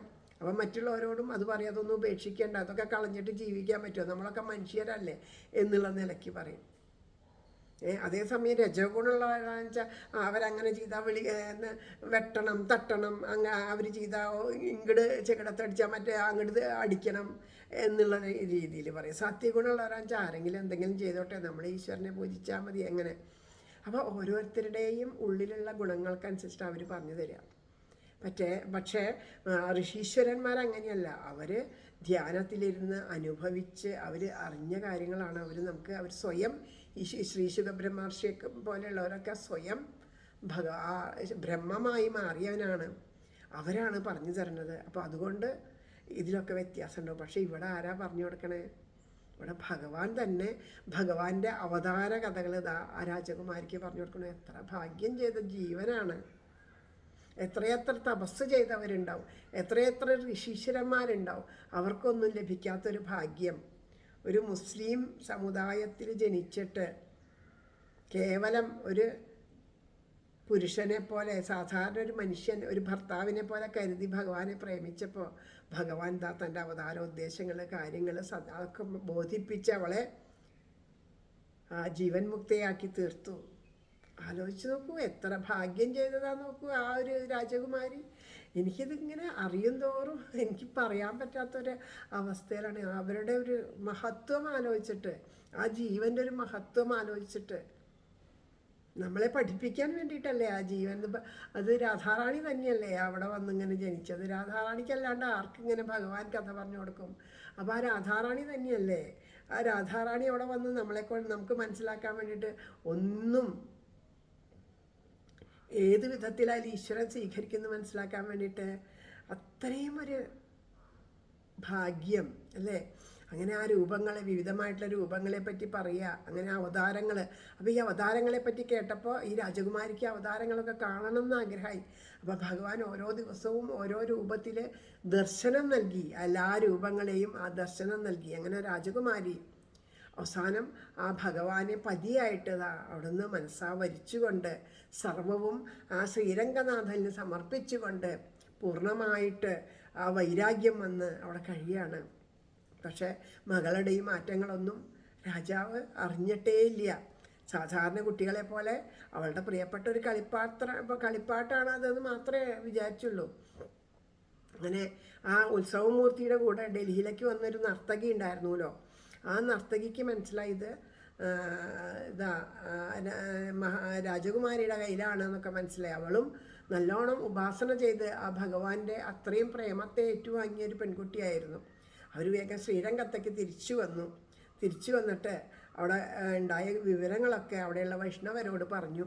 അങ്ങനെ അവളുടെ കൊടുത്ത ആ നിർദ്ദേശത്തിൻ്റെ പ്രകാരം ആ വിഗ്രഹം എങ്ങനെയെങ്കിലും വീണ്ടെടുക്കാൻ വേണ്ടിയിട്ട് അവർ ശ്രീരംഗത്ത് നിന്ന് ഒരു വിനോദസംഘത്തിൻ്റെ വേഷത്തിൽ ഭക്തരെല്ലാവരും കൂടിയിട്ട് ഡൽഹിയിലേക്ക് പോയി. ഇതിൽ ഒരു കഥ പറയുന്നുണ്ട് കേട്ടോ. അതായത് ഈ പോകുന്നതിൻ്റെ കൂടെ ശ്രീ രാമാനുജരുണ്ടായിരുന്നു എന്ന് പറയുന്നുണ്ട്. ഞാനത് എന്നോട് പലതും റെഫർ ചെയ്തപ്പോഴും പറഞ്ഞു കേട്ടപ്പോഴും രാമാനുജരുണ്ടെന്ന് പറഞ്ഞു. പക്ഷേ എന്തോ എനിക്ക് അത് ഇങ്ങനെ, കാരണം ഇത് 1311 ഈ ഒരു സംഭവം നടക്കണത് എന്ന് പറഞ്ഞു. അദ്ദേഹം 1057 ശ്രീരാമാനുജർ ജനിച്ചത് എന്ന് പറഞ്ഞു. അപ്പോൾ അദ്ദേഹത്തിൻ്റെ സമാധി ഉണ്ടായത് 100 വയസ്സിലാണെന്നും 80 വയസ്സിലാണെന്നും രണ്ട് പക്ഷം പറയണ്ടേ. എന്നാലും ഇത് 157 വർഷമായി അപ്പോൾ അതിന് ശേഷം. അപ്പോൾ അദ്ദേഹത്തിൻ്റെ അത് എനിക്ക് അറിയണില്ല. അത് അങ്ങനെയും പറയുന്നുണ്ട്, രാമാനുജരുണ്ടായിരുന്നു എന്ന് പറയുന്നുണ്ട്. പക്ഷേ ഇവിടെ നമുക്ക് ഇപ്പോൾ ഇത് കൂടുതലായിട്ടും ഇതാണ് യോജിക്കണ ഈ ഭാഗം എന്ന് തോന്നുന്നു. അതുകൊണ്ടാണ് ഇത് തന്നെ എടുത്ത് പറയണത്. അപ്പം അങ്ങനെ ഈ നർത്തകി ഉണ്ടായിരുന്നു അവരുടെ കൂടെ.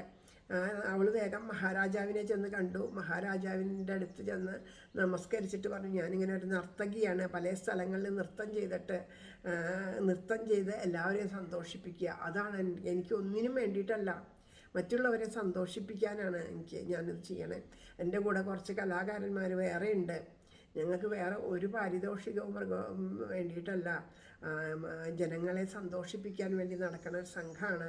അപ്പോൾ അങ്ങയെ പറ്റി കേട്ടറിഞ്ഞു. അങ്ങയുടെ മുമ്പിൽ ഞങ്ങൾക്ക് ഞങ്ങളുടെ നൃത്തമൊക്കെ ചെയ്ത് ഞങ്ങളുടെ കലകളൊക്കെ പ്രദർശിപ്പിച്ച് അങ്ങയെ സന്തോഷിപ്പിക്കാൻ ആഗ്രഹമുണ്ട് എന്ന് പറഞ്ഞു. അപ്പോൾ ഈ പെൺകുട്ടിയുടെ വിനയവും സ്നേഹവും ഭാവമൊക്കെ കണ്ടപ്പോൾ സുൽത്താന് വളരെ ഇഷ്ടമായി. അങ്ങനെ അവൾ ആ വാക്ചാതുര്യം കൊണ്ടും സ്നേഹം കൊണ്ടും സുൽത്താൻ്റെ മനസ്സിനെ കീഴടക്കി. അങ്ങനെ സുൽത്താൻ്റെ മുമ്പിൽ പാട്ടും നൃത്തമൊക്കെ അവതരിപ്പിക്കാനായിട്ട് അനുവാദം കിട്ടി. അങ്ങനെ എല്ലാവരും അവിടെ കാണാൻ വന്നിരുന്നു. അങ്ങനെ അടുത്ത ദിവസം ഒരു ഏകാദശി നാളായിരുന്നു. ആ ഏകാദശി നാളിൽ ആ ഖിൽജിയുടെ മുന്നിൽ അവർ തങ്ങളുടെ കലാപ്രകടനമൊക്കെ കാഴ്ചവെച്ചു. ഈ നർത്തകിയുടെ നൃത്തത്തിൽ അദ്ദേഹം ഒരുപാട് സന്തോഷിച്ചു. അഭിനയത്തിലും എല്ലാം കൊണ്ട് അദ്ദേഹത്തിന് അങ്ങോട്ട് അത്ഭുതപ്പെട്ടു പോയി. ഇങ്ങനെ നൃത്തം ചെയ്യാൻ കഴിയുന്നവരുണ്ടോ എന്നാലോചിച്ച് അദ്ദേഹം അത്ഭുതപ്പെട്ടു. അപ്പോൾ അവിടെ കൂടിയുള്ളവരോട് പറഞ്ഞു, ഇത്രയും ഗംഭീരമായിട്ടുണ്ട് നിങ്ങളുടെ പ്രകടനം, ഒന്നിനുമല്ലാണ്ട് ജനങ്ങളെ സന്തോഷിപ്പിക്കാൻ വേണ്ടി നിങ്ങളിങ്ങനെ പ്രകടനം ചെയ്യണമെന്നുണ്ടെങ്കിൽ തന്നെ അത് നിങ്ങളെ അഭിനന്ദിക്കാണ്ട് വയ്യ. അത്രയും ഗംഭീരമാണ്. നിങ്ങളുടെ കഴിവിന് എന്തെങ്കിലും ഒരു പാരിതോഷികം എനിക്ക് തരണം എന്ന് ആഗ്രഹമുണ്ട്. ഈ കൊട്ടാരത്തിൻ്റെ പരിധിക്കുള്ളിൽ നിന്ന് നൽകാൻ കഴിയണത് എന്തും ഞാൻ നിങ്ങൾക്ക് വാഗ്ദാനം ചെയ്യണു. നിങ്ങൾ എന്ത് വേണമെങ്കിലും ചോദിക്കാൻ പറഞ്ഞു. അപ്പോൾ പറഞ്ഞു, ഞങ്ങൾക്ക് ഒന്നും ആഗ്രഹമില്ല എന്ന് ഞങ്ങൾ ആദ്യം പറഞ്ഞു. പക്ഷേ അങ്ങയുടെ മനസ്സ് ഞങ്ങൾ മനസ്സിലാക്കണം. അങ്ങക്ക് അത്രയും വലിയ ആഗ്രഹം ഉണ്ടെങ്കിൽ ഞങ്ങൾക്കും ഉള്ളിലൊരാഗ്രഹമുണ്ട്. അങ്ങയുടെ മകൾ കൈവശം വച്ചിരിക്കുന്ന ആ രംഗനാഥൻ്റെ വിഗ്രഹം വേണമെന്ന് പറയും. അപ്പോൾ രാജാവ് ചോദിച്ചു, രംഗനാഥനോ? അവ ആരാണ് രംഗനാഥൻ? ഇതെൻ്റെ പ്രിയപ്പെട്ട മകളുടെ പ്രിയപ്പെട്ട കളിപ്പാട്ടാണ് എന്ന് പറയും. അല്ല മഹാരാജാവേ, ഇത് ഞങ്ങളെ കാണാണ്ട് ഞങ്ങളുടെ രംഗനാഥർ വല്ലാണ്ട് വിഷമിക്കുന്നുണ്ട്. ഞങ്ങൾ ആ രംഗനാഥനെ കാണാണ്ട് ഞങ്ങളും വിഷമിക്കുന്നുണ്ട്. പറഞ്ഞു, ഒരു ലോഹവിഗ്രഹത്തിന് ഇത്ര വിഷമോ? ഈ കൊട്ടാരത്തിൽ നിന്ന് എന്ത് ചോദിച്ചാലും തരാമെന്ന് പറഞ്ഞത് എൻ്റെ വാക്കാണ്. അപ്പം നിങ്ങൾ ആ വിഗ്രഹമാണ് ആവശ്യപ്പെട്ടതെന്ന് വെച്ചാൽ തീർച്ചയായിട്ടും നിങ്ങൾക്ക് തരും. അതിന് നിങ്ങൾ ഇങ്ങനെയുള്ള കഥകൾ, പൊയ്ക്കഥകൾ, പൊയ്ക്കഥൻ്റെ ഇല്ലാത്ത കഥ, കള്ളക്കഥകൾ പറഞ്ഞുണ്ടാക്കരുത് പറയും. അല്ല, അങ്ങക്ക് മനസ്സിലാവാണ്ടാണ്. അത് കേവലം ഒരു വിഗ്രഹമല്ല, അത് ഭഗവാനാണ്. ഇന്ന് ആ ഭഗവാൻ അങ്ങയുടെ മകളുടെ മനസ്സിനെ കീഴടക്കിയിരിക്കുകയാണ്. അങ്ങയുടെ മകൾക്കും ആ ഭഗവാനെ പിരിഞ്ഞിരിക്കാൻ പറ്റാത്തൊരവസ്ഥയാണ്. പക്ഷെ അത് ഞങ്ങൾക്കറിയാം. എങ്കിലും ഞങ്ങൾക്ക് ഞങ്ങളുടെ രംഗനാഥൻ ഇല്ലാണ്ട് വയ്യ എന്നൊക്കെ പറഞ്ഞു. ഇത് കേട്ടപ്പോൾ മഹാരാജാവ് വേഗം, ആ സുൽത്താൻ വേഗം ഈ നർത്തകിയെയും കൊണ്ട് ആ മകളുടെ അറയിലേക്ക് ചെന്നു. ആ മകളുടെ അറയിലേക്ക് ചെന്നപ്പോൾ മകൾ ആ ശ്രീരംഗനാഥനെ കൈലിയൊക്കെ ഉടുപ്പിച്ച് വേഷമൊക്കെ കെട്ടിച്ച് അതിമനോഹരമായിട്ട് അലങ്കരിച്ച് തൻ്റെ മാറോട് ചേർത്തിട്ട് അവിടെ അറയിൽ ഇരിക്കുകയായിരുന്നു. തൻ്റെ ആ അറയിൽ ചപ്രമഞ്ചത്തിൽ ഇരിക്കുകയായിരുന്നു. അപ്പോഴാണ് ചെന്നത്. ആ ശ്രീരംഗനാഥനെ അവരുടെ ആ രാജകുമാരിയുടെ മടിയിലിരിക്കുന്ന ആ ശ്രീരംഗനാഥൻ്റെ വിഗ്രഹം കണ്ടപ്പോൾ ഈ നർത്തകിയുടെ കണ്ണുകൾ ഇങ്ങനെ നിറഞ്ഞൊഴുകാൻ തുടങ്ങി. ആ നർത്തകി പ്രേമപാരവശ്യത്തോട് ശ്രീരംഗനാഥ നാഥ നാഥ എന്ന് ഉറക്കെ വിളിച്ചു. വിളിച്ചപ്പോൾ ആ വിഗ്രഹം മഹാരാജാവിനെയും ആ രാജകുമാരിയൊക്കെ അത്ഭുതപ്പെടുത്തിക്കൊണ്ട് ഓടി വന്ന് ഈ നർത്തകിയുടെ അടുത്ത് ചെന്ന് നിന്നു. വിഗ്രഹത്തെ നർത്തകി വാരിയെടുത്തത് മാറോട് ചേർത്തുകൊണ്ട് പെട്ടെന്ന് പുറത്തേക്ക് കടന്നു. പിന്നെ ചോദ്യവും പറച്ചിലൊന്നും ഉണ്ടായില്ല. ആ രാജകുമാരിക്ക് ആ ശ്രീരംഗനാഥനോടുള്ള ആഴമേറിയ പ്രണയത്തെ പറ്റിയിട്ട് ഈ നർത്തകിക്ക് മനസ്സിലായി. കാരണം അവൾക്കും ആ അവസ്ഥ അങ്ങനെ തന്നെയാണ്. ഭഗവാനെ പറ്റിയിട്ട് അറിയാം, ഭക്തൻ്റെ മനസ്സും അറിയാനുള്ള കഴിവ് അവൾക്കുണ്ടായിരുന്നു. അതുകൊണ്ട് തന്നെ ഒന്നും പറയാണ്ട് പെട്ടെന്ന് പുറത്തേക്ക് കടന്നു. ആളുകൾ ബഹളം ഉണ്ടാക്കുന്നതിന് മുമ്പ് തന്നെ ആ ഭക്തസംഘം ശ്രീരംഗത്തേക്ക് പുറപ്പെട്ടു. എന്താ സംഭവിക്കണതെന്ന് അറിയാണ്ട് അല്പസമയം ആ കുട്ടി രാജകുമാരി പകച്ചു. എന്നിട്ട് പറഞ്ഞു, എവിടെ എൻ്റെ ഭർത്താവാണ്, എവിടെയാണ് അദ്ദേഹം, അദ്ദേഹത്തിനെ കൊണ്ടുപോകരുതെന്ന് പറയൂ, കൊണ്ടുപോകരുതെന്ന് വാശി പിടിച്ചു. അപ്പോൾ പറഞ്ഞു, ഇല്ല, അച്ഛൻ വാക്ക് കൊടുത്തതാണ് അവർക്ക്, അതുകൊണ്ടാണ് അവർ കൊണ്ടുപോയത്, അച്ഛൻ്റെ അനുവാദത്തോട് കൂടിയിട്ടാണ്. അതുകൊണ്ട് കുഞ്ഞ് നീയെ വാശി പിടിക്കരുതെന്ന് പറഞ്ഞു. എത്ര പറഞ്ഞിട്ട് നിൽക്കില്ല, എനിക്ക് പറ്റില്ല, എൻ്റെ പ്രാണൻ വേർപെട്ട് പോവും, എൻ്റെ പ്രാണനാഥനെയാണ് കൊണ്ടുപോയേക്കണേന്നൊക്കെ പറഞ്ഞു. ഇത് കേട്ടപ്പോൾ രാജാവിന് അത്ഭുതമായി. എന്തൊക്കെയായി കുട്ടി പറയണേ എന്നുള്ളത് ഇത്രയൊന്നും രാജാവ് അറിഞ്ഞില്ല. അത് കഴിഞ്ഞത് ആരെയും കാത്തു നിൽക്കാണ്ട് ആ രാജകുമാരി ഒരു പടച്ചട്ടങ്ങളൊക്കെ അണിഞ്ഞ ഒരു കുതിരപ്പുറത്ത് ചാടിക്കേറി ഈ വിനോദസംഘത്തിൻ്റെ പുറകെ പോവുകയാണ്. അപ്പോൾ ഈ തൻ്റെ ഭർത്താവിനെ തട്ടിക്കൊണ്ടു പോകുന്നവരെ ഞാൻ വെറുതെ വിടില്ല എന്ന് വിരഹദുഃഖം കൊണ്ട് ഉറക്കെ കരഞ്ഞ് ഹൃദയം പടഞ്ഞുകൊണ്ട് ഉറക്കെ വിളിച്ച് പറഞ്ഞിട്ടാണ് രാജകുമാരി പിന്നാലെ പോണത്. അപ്പോൾ കുമാരിയെ രക്ഷിക്കാൻ വേണ്ടിയിട്ട് ആ മാലിക് കഫൂറും കുറച്ച് സൈന്യങ്ങളുമായിട്ട് കുമാരിയുടെ പുറകെ പിന്തുടർന്നു. അപ്പോൾ വലിയൊരു സൈന്യം തങ്ങളുടെ പുറകെ വരുമെന്ന് ഇവർക്കറിയാം, ഈ ഭക്തസംഘത്തിനറിയാം. അപ്പോൾ അവർ പല പല സംഘങ്ങളായിട്ട് പല വഴിക്കാണ് ഇവർ പോയത്, തിരിച്ചു പോകുന്നത്. അതിലൊരു സംഘം തിരുപ്പതിയിലേക്ക് പോയിട്ട് അവിടെ ഒരു കൊടവർ കുടുംബമുണ്ട്. അവരോട് പറഞ്ഞു, ഈ വിഗ്രഹം ഇവിടെ ഭദ്രമായിട്ട് സൂക്ഷിക്കണം, കാലമാകുമ്പോൾ ഭഗവാൻ തോന്നിപ്പിക്കും, അപ്പം നിങ്ങളത് തിരിച്ചു തന്നാൽ മതി എന്ന് പറഞ്ഞ് പെട്ടെന്ന് തന്നെ അവിടെ നിന്ന് മടങ്ങി. പിന്നീട് എല്ലാവരും ഒന്നു ചേർന്നു. അപ്പോൾ ഇവരെ അന്വേഷിച്ച് വന്നപ്പോൾ എല്ലാ സംഘങ്ങളും ഒന്നു ചേർന്നിട്ട് പോവുകയാണ്. അപ്പോൾ അവർ ഈ സംഘത്തിനെ പിന്തുടർന്ന് ശ്രീരംഗത്തെത്തി. ആ ശ്രീരംഗത്തെത്തിയിട്ട് ഇവരെ നോക്കിയപ്പോൾ ഇവരുടെ കയ്യിലൊന്നും ആ വിഗ്രഹം കണ്ടില്ല, എവിടെയാണെന്ന് അറിയില്ല. അപ്പം രാജകുമാരി ആ വിഗ്രഹത്തിന് വേണ്ടി അവിടെയൊക്കെ പരതി നോക്കുമ്പോൾ അവിടെ സാക്ഷാൽ ശ്രീരംഗനാഥൻ്റെ സന്നിധി. അപ്പോൾ അന്ന് സംരക്ഷിക്കാൻ വേണ്ടി ഒരു മതിലൊക്കെ കെട്ടിയിട്ടുണ്ടായിരുന്നു എന്നുണ്ടെങ്കിലും പിന്നീട് അതൊക്കെ പൊളിച്ച് മാറ്റി അവിടെ പൂജയും കാര്യങ്ങളൊക്കെ നടന്നിരുന്നു. ഇപ്പോൾ തൽക്കാലത്തേക്ക് ഒരു ഉത്സവമൂർത്തിയെ അവർ അവിടെ വച്ച, അതുകൊണ്ടാണ് ഈ ശ്രീരംഗനാഥനെ ലഭിക്കുന്നത് വരെ ഒരു ഉത്സവമൂർത്തി അവിടെ വെച്ചുകൊണ്ട് അങ്ങനെ ആ പൂജാതി കർമ്മങ്ങളൊന്നും മുടങ്ങാണ്ട് നടക്കുകയായിരുന്നു. അപ്പോൾ വേഗം എല്ലാ ദിക്കിലും തിരഞ്ഞിട്ട് കാണാണ്ടായപ്പോൾ അതാ ശ്രീരംഗത്തേക്ക് ഓടിക്കയറിയപ്പോൾ അതാ അവിടെ നിൽക്കണു മുന്നിൽ ശ്രീരംഗനാഥൻ അതാ അവിടെ നിൽക്കണു. അപ്പോൾ അതാ താൻ തേടി വന്ന തൻ്റെ ഭർത്താവ് ഇതാ നിൽക്കണു, തൻ്റെ ഹൃദയേശ്വരൻ ഇതാ നിൽക്കണു എന്ന് കണ്ടിട്ട് ആ രാജകുമാരി അകത്തേക്ക് പ്രവേശിക്കാൻ ഈ ഭൗതിക കാരണം ഭഗവാൻ പറഞ്ഞ് മനസ്സിലാക്കിയതൊക്കെ ദേവിക്ക് ആ രാജകുമാരിക്ക് അറിയാം. അപ്പോൾ ഈ ഭൗതിക ശരീരം ഉപയോഗിച്ചിട്ട് ഭഗവാനെ പ്രാപിക്കാൻ സാധിക്കില്ല എന്ന് മനസ്സിലാക്കിയ അവൾ ആ ശരീരത്തിനെ അവിടെ ഉപേക്ഷിച്ചിട്ട് ആ ശ്രീരംഗനാഥനിൽ അലിഞ്ഞു ചേർന്നു. അവളുടെ ശരീരത്തിൽ നിന്നൊരു പ്രഭ ആ ശ്രീലകത്ത് നിറഞ്ഞ് ആ വാതിലുകൾ താനെ അടഞ്ഞു. അത്ഭുതത്തോടു കൂടിയിട്ട് എല്ലാവരും ഇത് അവിടെ നോക്കി നിന്നു. എല്ലാവർക്കും മനസ്സിലായി ആ രാജകുമാരിയുടെ ഭക്തി, ആ ജീവൻ ഭഗവാനിലേക്ക് അലിഞ്ഞു എന്ന്. പക്ഷേ ഇതൊന്നും അറിയില്ലായിരുന്ന മുസ്ലിം അവർക്കറിയില്ല. അവരെന്തു ചെയ്തു? ആ രാജകുമാരിയുടെ മരണത്തിന് കാരണം ഇവരാണ്, ഹൃദയാഘാതം കൊണ്ട് മരിച്ചതാണ് എന്നൊക്കെ പറഞ്ഞ് അത്യധികമായിട്ടുള്ള കോപത്തോട് കൂടിയിട്ട് അവിടെ നിന്നുള്ള വൈഷ്ണവരെല്ലാം ഒരു 1500 പേരോളം ഉള്ള വൈഷ്ണവരെ, ക്ഷമിക്കണം, 10,000-15,000 പേരോളം വൈഷ്ണവരെയൊക്കെ അവർ വധിച്ചു.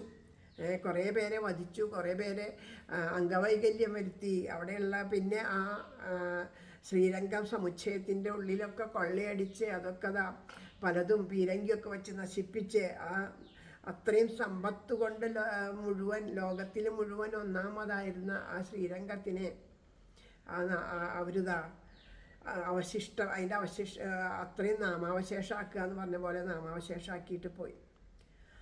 അങ്ങനെ കാലങ്ങൾ കടന്നുപോയി. ഒരു 10-65 കൊല്ലത്തോളം ഏകദേശം കടന്നുപോയി. എങ്ങനെയോ ആ ക്ഷേത്രം ആ ദുരന്തത്തെയൊക്കെ അതിജീവിച്ച് വീണ്ടും ആ ക്ഷേത്ര സമുച്ചയത്തിനെയൊക്കെ അവർ പടുത്തുയർത്തി വീണ്ടും പഴയതുപോലെ ആ ക്ഷേത്രം പ്രവർത്തിക്കാൻ തുടങ്ങി. അപ്പോൾ അങ്ങനെ ആ 10-65 വർഷത്തിന് ശേഷം അപ്പോൾ ബാക്കിയുള്ള ലഹളകളൊക്കെ ഒടുങ്ങി, പ്രശ്നങ്ങളൊന്നും ഇല്ല എന്ന് മനസ്സിലാക്കിയപ്പോൾ ഈ കൊടുവർ കുടുംബത്തിൻ്റെ കയ്യിലാണല്ലോ തിരുപ്പതിയുടെ വിഗ്രഹം, ഭഗവാന്റെ ശ്രീരംഗനാഥൻ്റെ വിഗ്രഹം കൊടുത്തത്. അത് തിരിച്ചേൽപ്പിക്കാൻ സമയമായി എന്ന് അദ്ദേഹത്തിന് സ്വപ്നദർശനം ലഭിച്ചു. അപ്പോൾ അദ്ദേഹം ആ വിഗ്രഹം കൊണ്ടുതാ തിരിച്ച്, അതായത് ഇപ്പോൾ കൊടുവർ സമുദായത്തിന് 65 വർഷത്തിന് ശേഷം ഒരുപക്ഷെ അവർ അത് പരമ്പരാഗതമായിട്ട് പൂജിച്ച് സൂക്ഷിച്ചിട്ടുണ്ടാവാം. അദ്ദേഹം ലഭിച്ച ആളോ അദ്ദേഹത്തിൻ്റെ മകനോ എന്തോ ആവട്ടെ, ആ കുടുംബത്തിലുള്ളവർ ആ വിഗ്രഹം തിരിച്ച് ശ്രീരംഗത്തേക്ക് വന്നു. എന്നിട്ട് ശ്രീരംഗത്തേക്ക് വന്നിട്ട് ആ ശ്രീരംഗത്ത് വന്ന് അതിനെ ശ്രീരംഗനാഥനെ അവിടെ ഏൽപ്പിക്കാൻ നോക്കിയപ്പോൾ ഭരണാധികാരികൾ അതിന് സമ്മതിച്ചില്ല. ഇത് ശ്രീരംഗനാഥൻ്റെ വിഗ്രഹം ഒന്നുമല്ല, ഇവിടുത്തെ വിഗ്രഹം അന്നത്തെ ദുരന്തത്തിന് സാക്ഷ്യം വഹിച്ച പലരും ഇല്ലായിരുന്നു. അപ്പോൾ പറഞ്ഞു ഇവർ പറയണ അതൊന്നും ശരിയല്ല, ഈ വിഗ്രഹം ഇവിടെ ഉണ്ട്, ഉത്സവമൂർത്തി ഇത് തന്നെയാണ് വിഗ്രഹം, അത് പിന്നീട് ഇവിടെ എവിടെയോ ഉണ്ടായിട്ട് ആർക്കൊക്കെയോ കിട്ടിയിട്ടുണ്ട്, ഇതിപ്പോൾ ആ വിഗ്രഹമൊന്നുമല്ല, അതുകൊണ്ട് ഇതൊന്നും ഉള്ളിലേക്ക് കടത്താൻ പറ്റിയതല്ല ശ്രീരംഗനാഥൻ്റെ വിഗ്രഹം എന്ന് പറഞ്ഞാൽ അവർ സമ്മതിക്കണില്ല. വർഷങ്ങളായി പൂജിക്കുന്ന വിഗ്രഹം തന്നെയാണ് യഥാർത്ഥ മൂർത്തി എന്നൊക്കെ പറഞ്ഞു, അവർ സമ്മതിക്കണില്ല.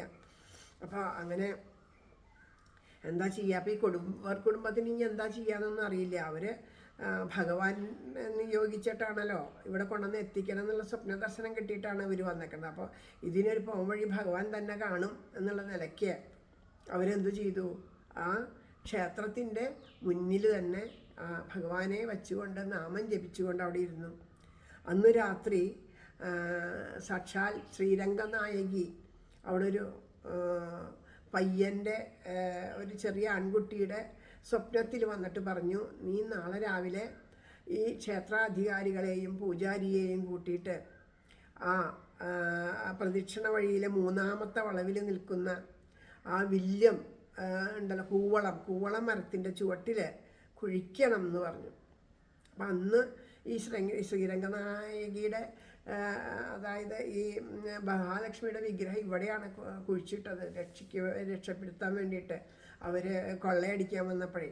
അപ്പോൾ പറഞ്ഞ് ആവശ്യപ്പെട്ടപ്പോൾ ഈ കുട്ടി വേഗം രാവിലെ ചെന്നിട്ട് പറഞ്ഞു ഇങ്ങനെ സ്വപ്നം കണ്ടു എന്ന് പറഞ്ഞു. എന്നിട്ട് അങ്ങനെ ആ കുട്ടി എല്ലാവരെയും കൂട്ടിയിട്ട് അവിടെ ചെന്ന് അത് കുഴിച്ചപ്പോൾ അവിടെ അത് ആ ശ്രീരംഗനായകിയുടെ ആ വിഗ്രഹം അവിടുന്ന് പുറത്തെടുത്തു.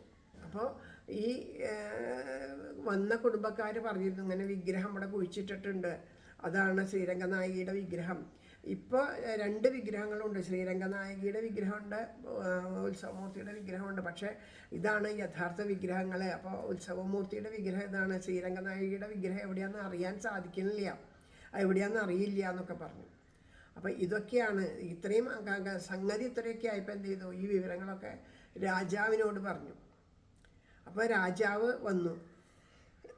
പക്ഷേ ഇവർ പറയണത് സത്യമാണോ എന്താണെന്ന് അറിയാൻ അപ്പോഴും ഇങ്ങനെ സംശയം, ഈ കഥ വിശ്വസിക്കാൻ പറ്റുമെന്ന്.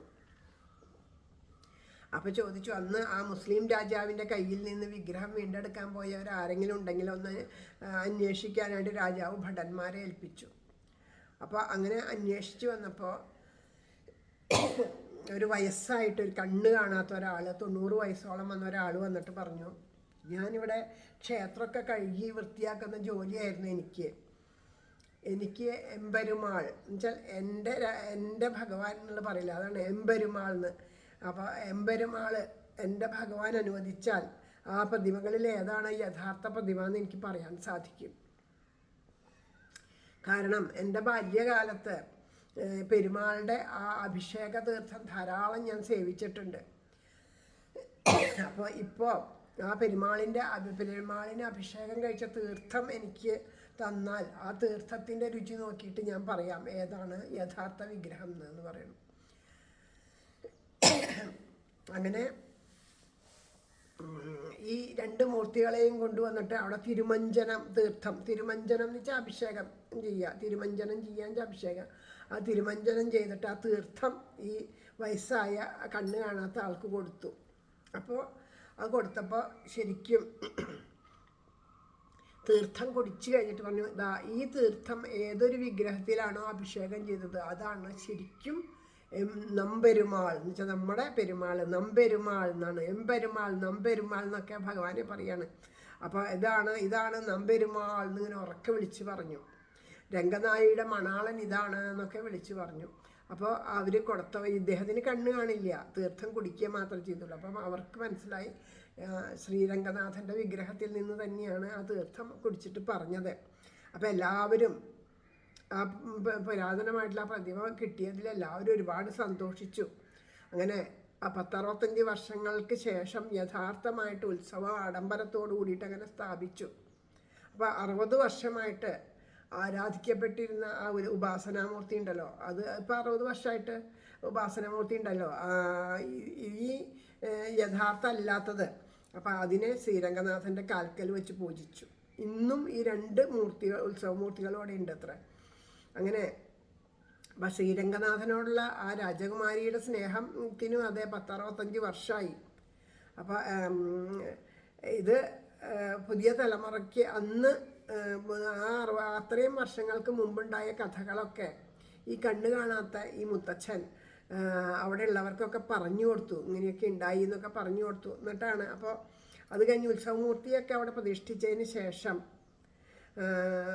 ഈ അതിന് കാരണക്കാരിയായിട്ടുള്ള ഒരു നർത്തകി എന്ന് പറഞ്ഞുല്ലോ, ആ നർത്തകിയും ചരിത്രത്തിൽ സ്ഥാനമുണ്ട് അത്ര. ആ നർത്തകിയെ അറിയപ്പെടുന്നത് പിന്തുടർന്ന വള്ളി, അതായത്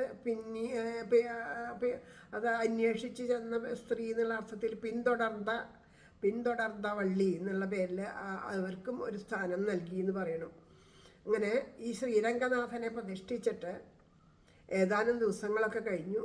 അപ്പോൾ അവിടുത്തെ ആ ക്ഷേത്രത്തിലെ പ്രധാന പൂജാരിക്ക് ഒരു സ്വപ്നദർശനം ഉണ്ടായി. എന്നെ ഭർത്താവായി വരിച്ച രാജകുമാരിയെ എൻ്റെ വധുവായിട്ട് സ്വീകരിച്ചിട്ട് എൻ്റെ മറ്റു നാച്ചിമാർക്ക് നൽകണ എല്ലാവിധത്തിലുള്ള ആദരവുകളും പൂജകളും അവൾക്കും നൽകണം എന്ന് ഭഗവാന്റെ അരുളപ്പാടുണ്ടായി. അടുത്ത ദിവസം ആ പൂജാരി സ്വപ്നത്തെ പറ്റിയിട്ട് ക്ഷേത്രഭാരവാഹികളോടും മറ്റുള്ള ആൾക്കാരോടും പൗരന്മാരോടൊക്കെ പറഞ്ഞു. അപ്പം രാജകുമാരിയുടെ ആ രംഗനാഥനോടുള്ള അത്ഭുതമായിട്ടുള്ള സ്നേഹത്തിൻ്റെ കാര്യം ആലോചിച്ചിട്ട് എല്ലാവർക്കും അത്ഭുതം തോന്നി. ഇത്രയും പ്രേമം ഭഗവാൻ തന്നെ പറഞ്ഞിരിക്കുന്നു. അങ്ങനെ അപ്പം അവർ ഈ ശ്രീരംഗനാഥരുടെ ആ മുസ്ലിം മണവാട്ടിക്കായിട്ട് ക്ഷേത്രം നിർമ്മിച്ചു. തുളുക്കുനാച്ചിയാർ എന്ന പേര്, അതായത് മുസ്ലിം മണവാട്ടി, തുളുക്കുനാച്ചിയാർ എന്ന പേരിൽ ആ രാജകുമാരി അവിടെ അറിയപ്പെട്ടത്. അപ്പം മുസ്ലിം സമുദായത്തിൽ വിഗ്രഹാരാധന പാടില്ല എന്നുണ്ട്. അതുകൊണ്ട് തന്നെ അവിടെ തുളുക്കുനാച്ചിയാരുടെ ആ മനോഹരമായ അവിടെ മനോഹരമായിട്ടുള്ള ചുവർച്ചിത്രമാണ് ഉണ്ടായത്. അതിൽ ആ ചുവർച്ചിത്രത്തിൽ ആണ് പ്രതിഷ്ഠിച്ചിട്ടുള്ളത്. അതിൽ രത്നങ്ങളും സ്വർണങ്ങളൊക്കെ പതിപ്പിച്ച് അതിമനോഹരമായിട്ട് അലങ്കരിച്ചിരിക്കുകയാണ്. ഇന്നും ഇവിടെ പ്രേമത്തിൻ്റെ പ്രതീകമായിട്ടുള്ള ഈ തുളുക്കുനാച്ചിയാരെ വിധിപ്രകാരം ആരാധിക്കുന്നുണ്ട്. 50 വർഷങ്ങൾക്ക് മുമ്പ്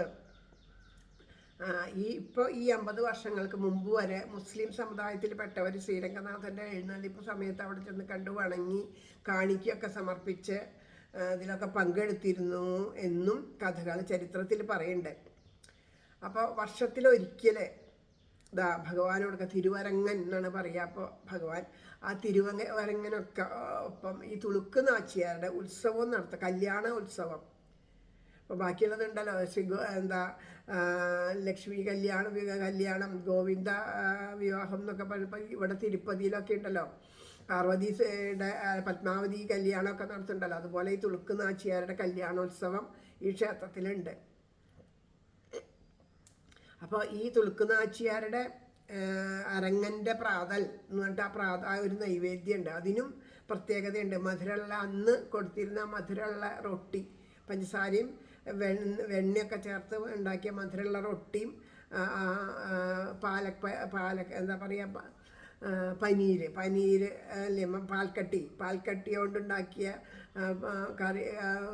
കറികളൊക്കെ ഉപയോഗിച്ചിട്ട്, അതുപോലെ പാല്, ബദാമും കശുവണ്ടിയൊക്കെ ഇട്ടിട്ട് ചേർത്ത് ഉണ്ടാക്കിയ പാല്, ഇതൊക്കെ ആ മുഗള ശൈലിയിലുള്ള വിഭവങ്ങൾ, ഇതൊക്കെയാണ് ആ നൈവേദ്യമായിട്ട് വിളമ്പണത്. ആ നൈവേദ്യം ആദ്യം ഈ തുളുക്കുനാച്ചിയാർക്കാണ് വിളമ്പുക. എന്നിട്ട് പിന്നീട് മാത്രമേ രംഗനാഥന് സമർപ്പിക്കുള്ളൂ. കാരണം പത്നിയാണ് ഭർത്താവിന് സന്തോഷത്തോടു കൂടി എപ്പോഴും അവരാണല്ലോ വിളമ്പി അങ്ങനെ സമർപ്പിച്ചിരുന്നത്. അതിൻ്റെ പ്രതീകമായിട്ട് ആദ്യം ദേവിക്ക് സമർപ്പിക്കും. ദേവി ഭഗവാന് അത് കൊടുക്കണു, പത്നി വിളമ്പി കൊടുക്കുന്നത് പോലെയാണ് എന്ന് പറയണം.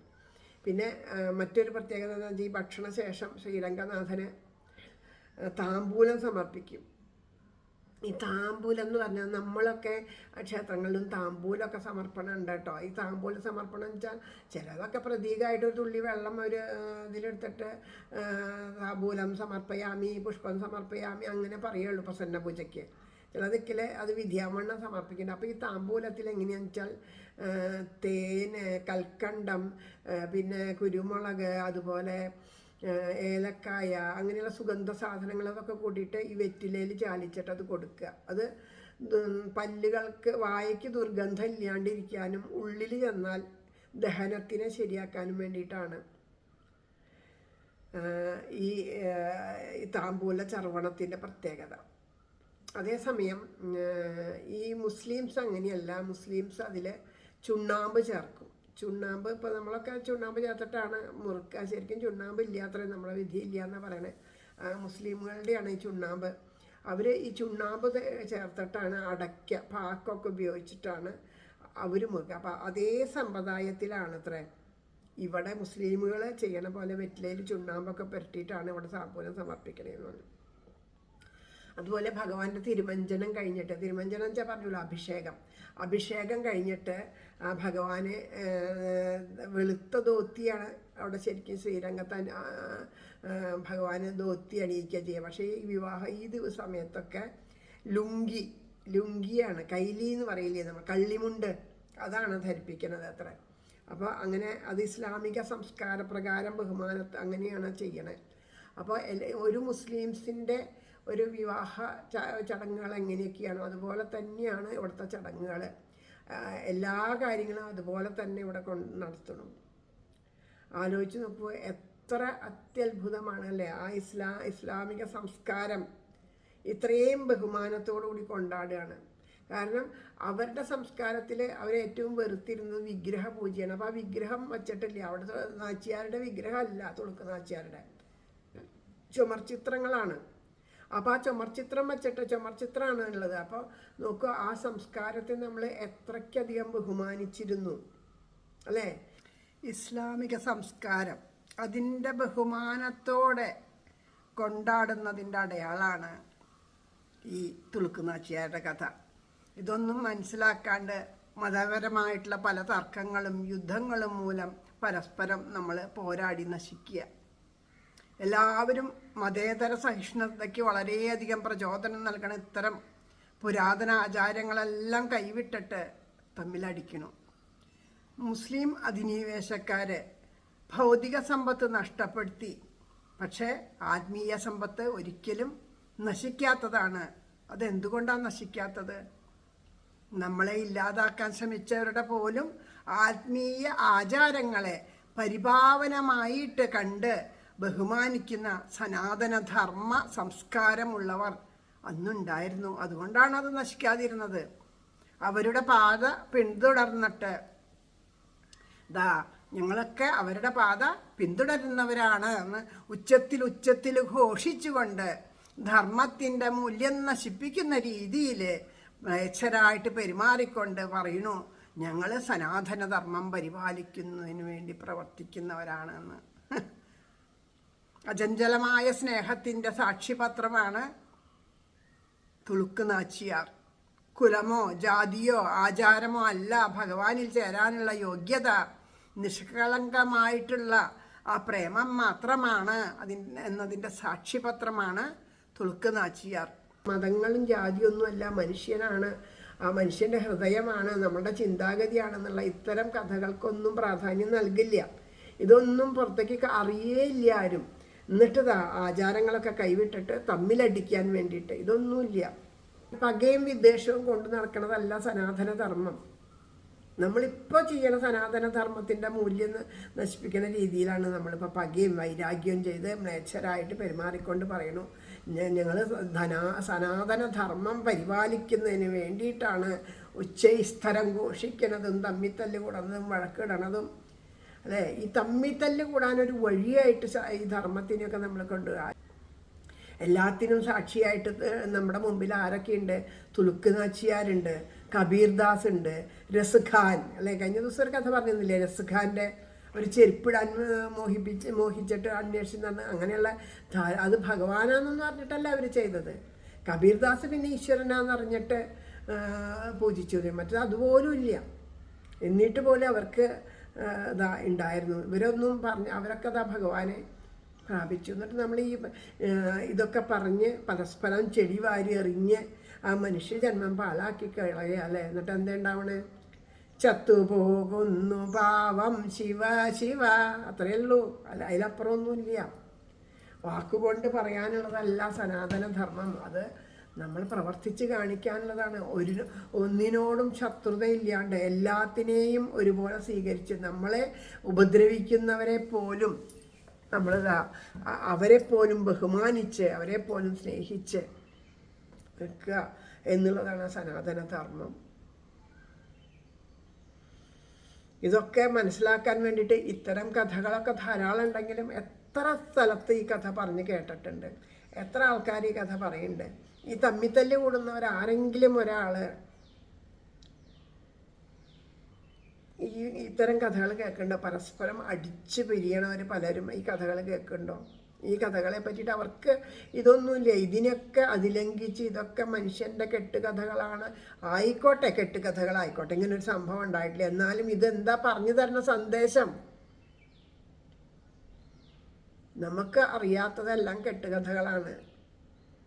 ഈശ്വരനെ നേരിൽ കണ്ടാലേ അറിയുള്ളൂ അതൊരു ഈശ്വരൻ ഇല്ല എന്ന് പറഞ്ഞ് നടക്കണതിലും അവരും ഇവരും തമ്മിൽ എന്താ വ്യത്യാസം? എനിക്ക് തോന്നണില്ല വ്യത്യാസം ഉണ്ടെന്നൊന്നും. എന്തായാലും അതിമഹത്തായിട്ടുള്ള ആ ഒരു ചരിത്രം, ഓരോ ആ ഒരു പ്രേമഭാവം അതൊക്കെ ഉണ്ടാവാൻ, ഭഗവാനിലൊരു പ്രേമം എങ്ങനെ വേണം, ഭഗവാനെ എങ്ങനെ അനുഭവിക്കാൻ സാധിക്കും എന്നുള്ളത് അറിഞ്ഞോ അറിയാണ്ടോ ഏത് പ്രകാരത്തിലായാലും ഈശ്വരനെ ഈശ്വരനോട് അടുത്താൽ ഈശ്വരൻ കൈവിടില്ല. ഇതൊരു ഭാഗ്യം എനിക്ക് എപ്പോഴും ഉള്ളിൽ നിറഞ്ഞു നിൽക്കണത്.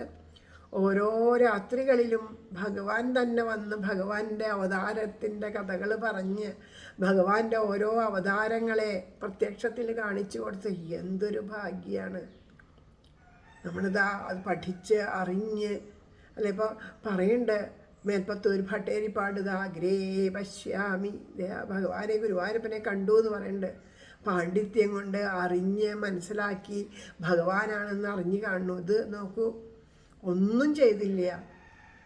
തൻ്റെ സംസ്കാരത്തെ പോലെ ഉപേക്ഷിച്ച് പലരും ഉണ്ട് ഇവിടെ. ഉപേക്ഷിച്ച് അല്ല, ജാതിയും ഒക്കെ ഉപേക്ഷിച്ചിട്ട് ഹിന്ദുവിൽ അതായത് ഹൈന്ദവ ഇതിൽ ജനിച്ചു ഹിന്ദു മതം എന്നൊക്കെ പറയണു. അതെന്തെങ്കിലും ആവട്ടെ, പറയാൻ അതന്നെ പറയാം. അത് കഴിഞ്ഞു. അതിനോടല്ല, ആ മതം ഉപേക്ഷിച്ച് വേറെ മതത്തിൽ ചേർന്ന് അവിടുത്തെ ഈശ്വരനെ പൂജിക്കുക. അതിനെ ഉപേക്ഷിച്ച് ഇതിനെ ഉപേക്ഷിച്ച് എന്തിനാ അതിൻ്റെ ആവശ്യം? ഒന്നും ഉപേക്ഷിച്ചില്ല ആ രാജകുമാരി. പക്ഷെ ഭഗവാനെ സ്നേഹിച്ചു ആത്മാർത്ഥമായിട്ട്, ദൃഢമായിട്ട്. അവിടെ ഭഗവാൻ പ്രകടമായി. എവിടെയായാലും അത് പ്രകടമാവും. അതുതന്നെയാണ് ഭഗവാന്റെ മഹത്വം. ഇതൊക്കെയാണ് എല്ലാവരിലേക്ക് എത്തിക്കേണ്ടത്. എല്ലാവർക്കും ഇത് കേൾക്കേണ്ടവരുടെ ചെവിയിൽ കേൾക്കുകയോ അത് വേണ്ടതുപോലെ ഉൾക്കൊള്ളുമോ എന്നൊന്നും അറിയില്ല. പക്ഷെ നമുക്ക് ഇത് കേട്ട് ആസ്വദിക്കാം. ഭഗവാൻ നമുക്കായിട്ട് തന്നതാണിത്. പറയുന്ന എനിക്കും കേൾക്കുന്ന നിങ്ങൾക്കുമായിട്ട് ഭഗവാൻ പകർന്നു തന്നാണ് ആ പരമപ്രേമത്തിൻ്റെ രഹസ്യം. ആ രഹസ്യം നമുക്ക് ഭഗവാൻ തുറന്നു പറഞ്ഞു തന്നു. ആ രഹസ്യവാതിലിലൂടെ നമുക്ക് ഭഗവാനിലേക്ക് എത്താൻ എൻ്റെ അടുത്തേക്ക് എല്ലാവരും വന്നോളൂ ഈ രഹസ്യ മാർഗത്തിലൂടെ എന്ന് കണ്ണൻ പറയണു. ഇത് തന്നെയാണ് പുരാണങ്ങൾ പറയുന്നത് അത്യന്തം രഹസ്യം. ഇത് പറയാൻ ആരോടും പറയരുതെന്ന് പറഞ്ഞാലും മനസ്സിലാവാത്തവരോട് പറഞ്ഞിട്ട് കാര്യമില്ല. അപ്പം മനസ്സിലാവണവരോടായിരിക്കും ഭഗവാൻ ഒരു പക്ഷേ ഇതൊക്കെ പറഞ്ഞു തരണത്. നമ്മുടെ അടുത്തും ഭഗവാൻ വന്ന് ഭഗവാന്റെ ഓരോരോ അവതാര ലീലകളെ പറഞ്ഞ് നമ്മളെയും ഇങ്ങനെ ഉത്ബോധിപ്പിക്കട്ടെ. ഇപ്പോഴും പറഞ്ഞുകൊണ്ടിരിക്കുന്നത് ഭഗവാൻ തന്നെയാണ്, ഉറപ്പാണ്. അല്ലെങ്കിൽ നമുക്കിതൊന്നും കിട്ടില്ല. എങ്ങനെ കിട്ടാനാണ്? ഇവിടെ ഈ തൃശ്ശൂർ അല്ലെ കേരളത്തിൻ്റെ ഒരു മൂലയിൽ, തൃശ്ശൂർ ഒരു പന്തല്ലൂർ ഒരു ഗ്രാമത്തിലൊരു മൂലയ്ക്ക് ഇരിക്കണ എനിക്ക് എങ്ങനെ ഒരു കഥ കിട്ടുക? പെട്ടെന്ന് അറിയാണ്ട് ഒരു ചിത്രത്തിൻ്റെ അടിയിൽ ഇങ്ങനെ എഴുതിയേക്കണു. ഇതെന്താണെന്ന് നോക്കി അതിൻ്റെ പുറകെ അന്വേഷിച്ച് നടന്നപ്പോഴാണ് ഇങ്ങനൊരു കഥ കിട്ടിയത്. അപ്പോൾ അതിനെപ്പറ്റി കൂടുതൽ അറിയണമെന്ന് തോന്നി. അങ്ങനെ അറിയുന്നുള്ള ആൾക്കാർ പല ചോദിച്ചും വായിച്ചും മനസ്സിലാക്കിയത് എഴുതി ഇതുപോലെ സമർപ്പിക്കാൻ സാധിച്ചു. ഭഗവാനും സന്തോഷിക്കട്ടെ. അത് കേൾക്കുന്ന നിങ്ങളുടെ എല്ലാവരുടെ ഉള്ളിലും ആ സന്തോഷം ഉണ്ടാവട്ടെ എന്ന് പ്രാർത്ഥിക്കുന്നു. ഇനിയും ഭഗവാൻ ഇതുപോലെ ഒരുപാട് കഥകൾ നമുക്ക് പകർന്നു തരട്ടെ എന്ന് പ്രാർത്ഥിക്കുന്നു. രാധേശ്യാം.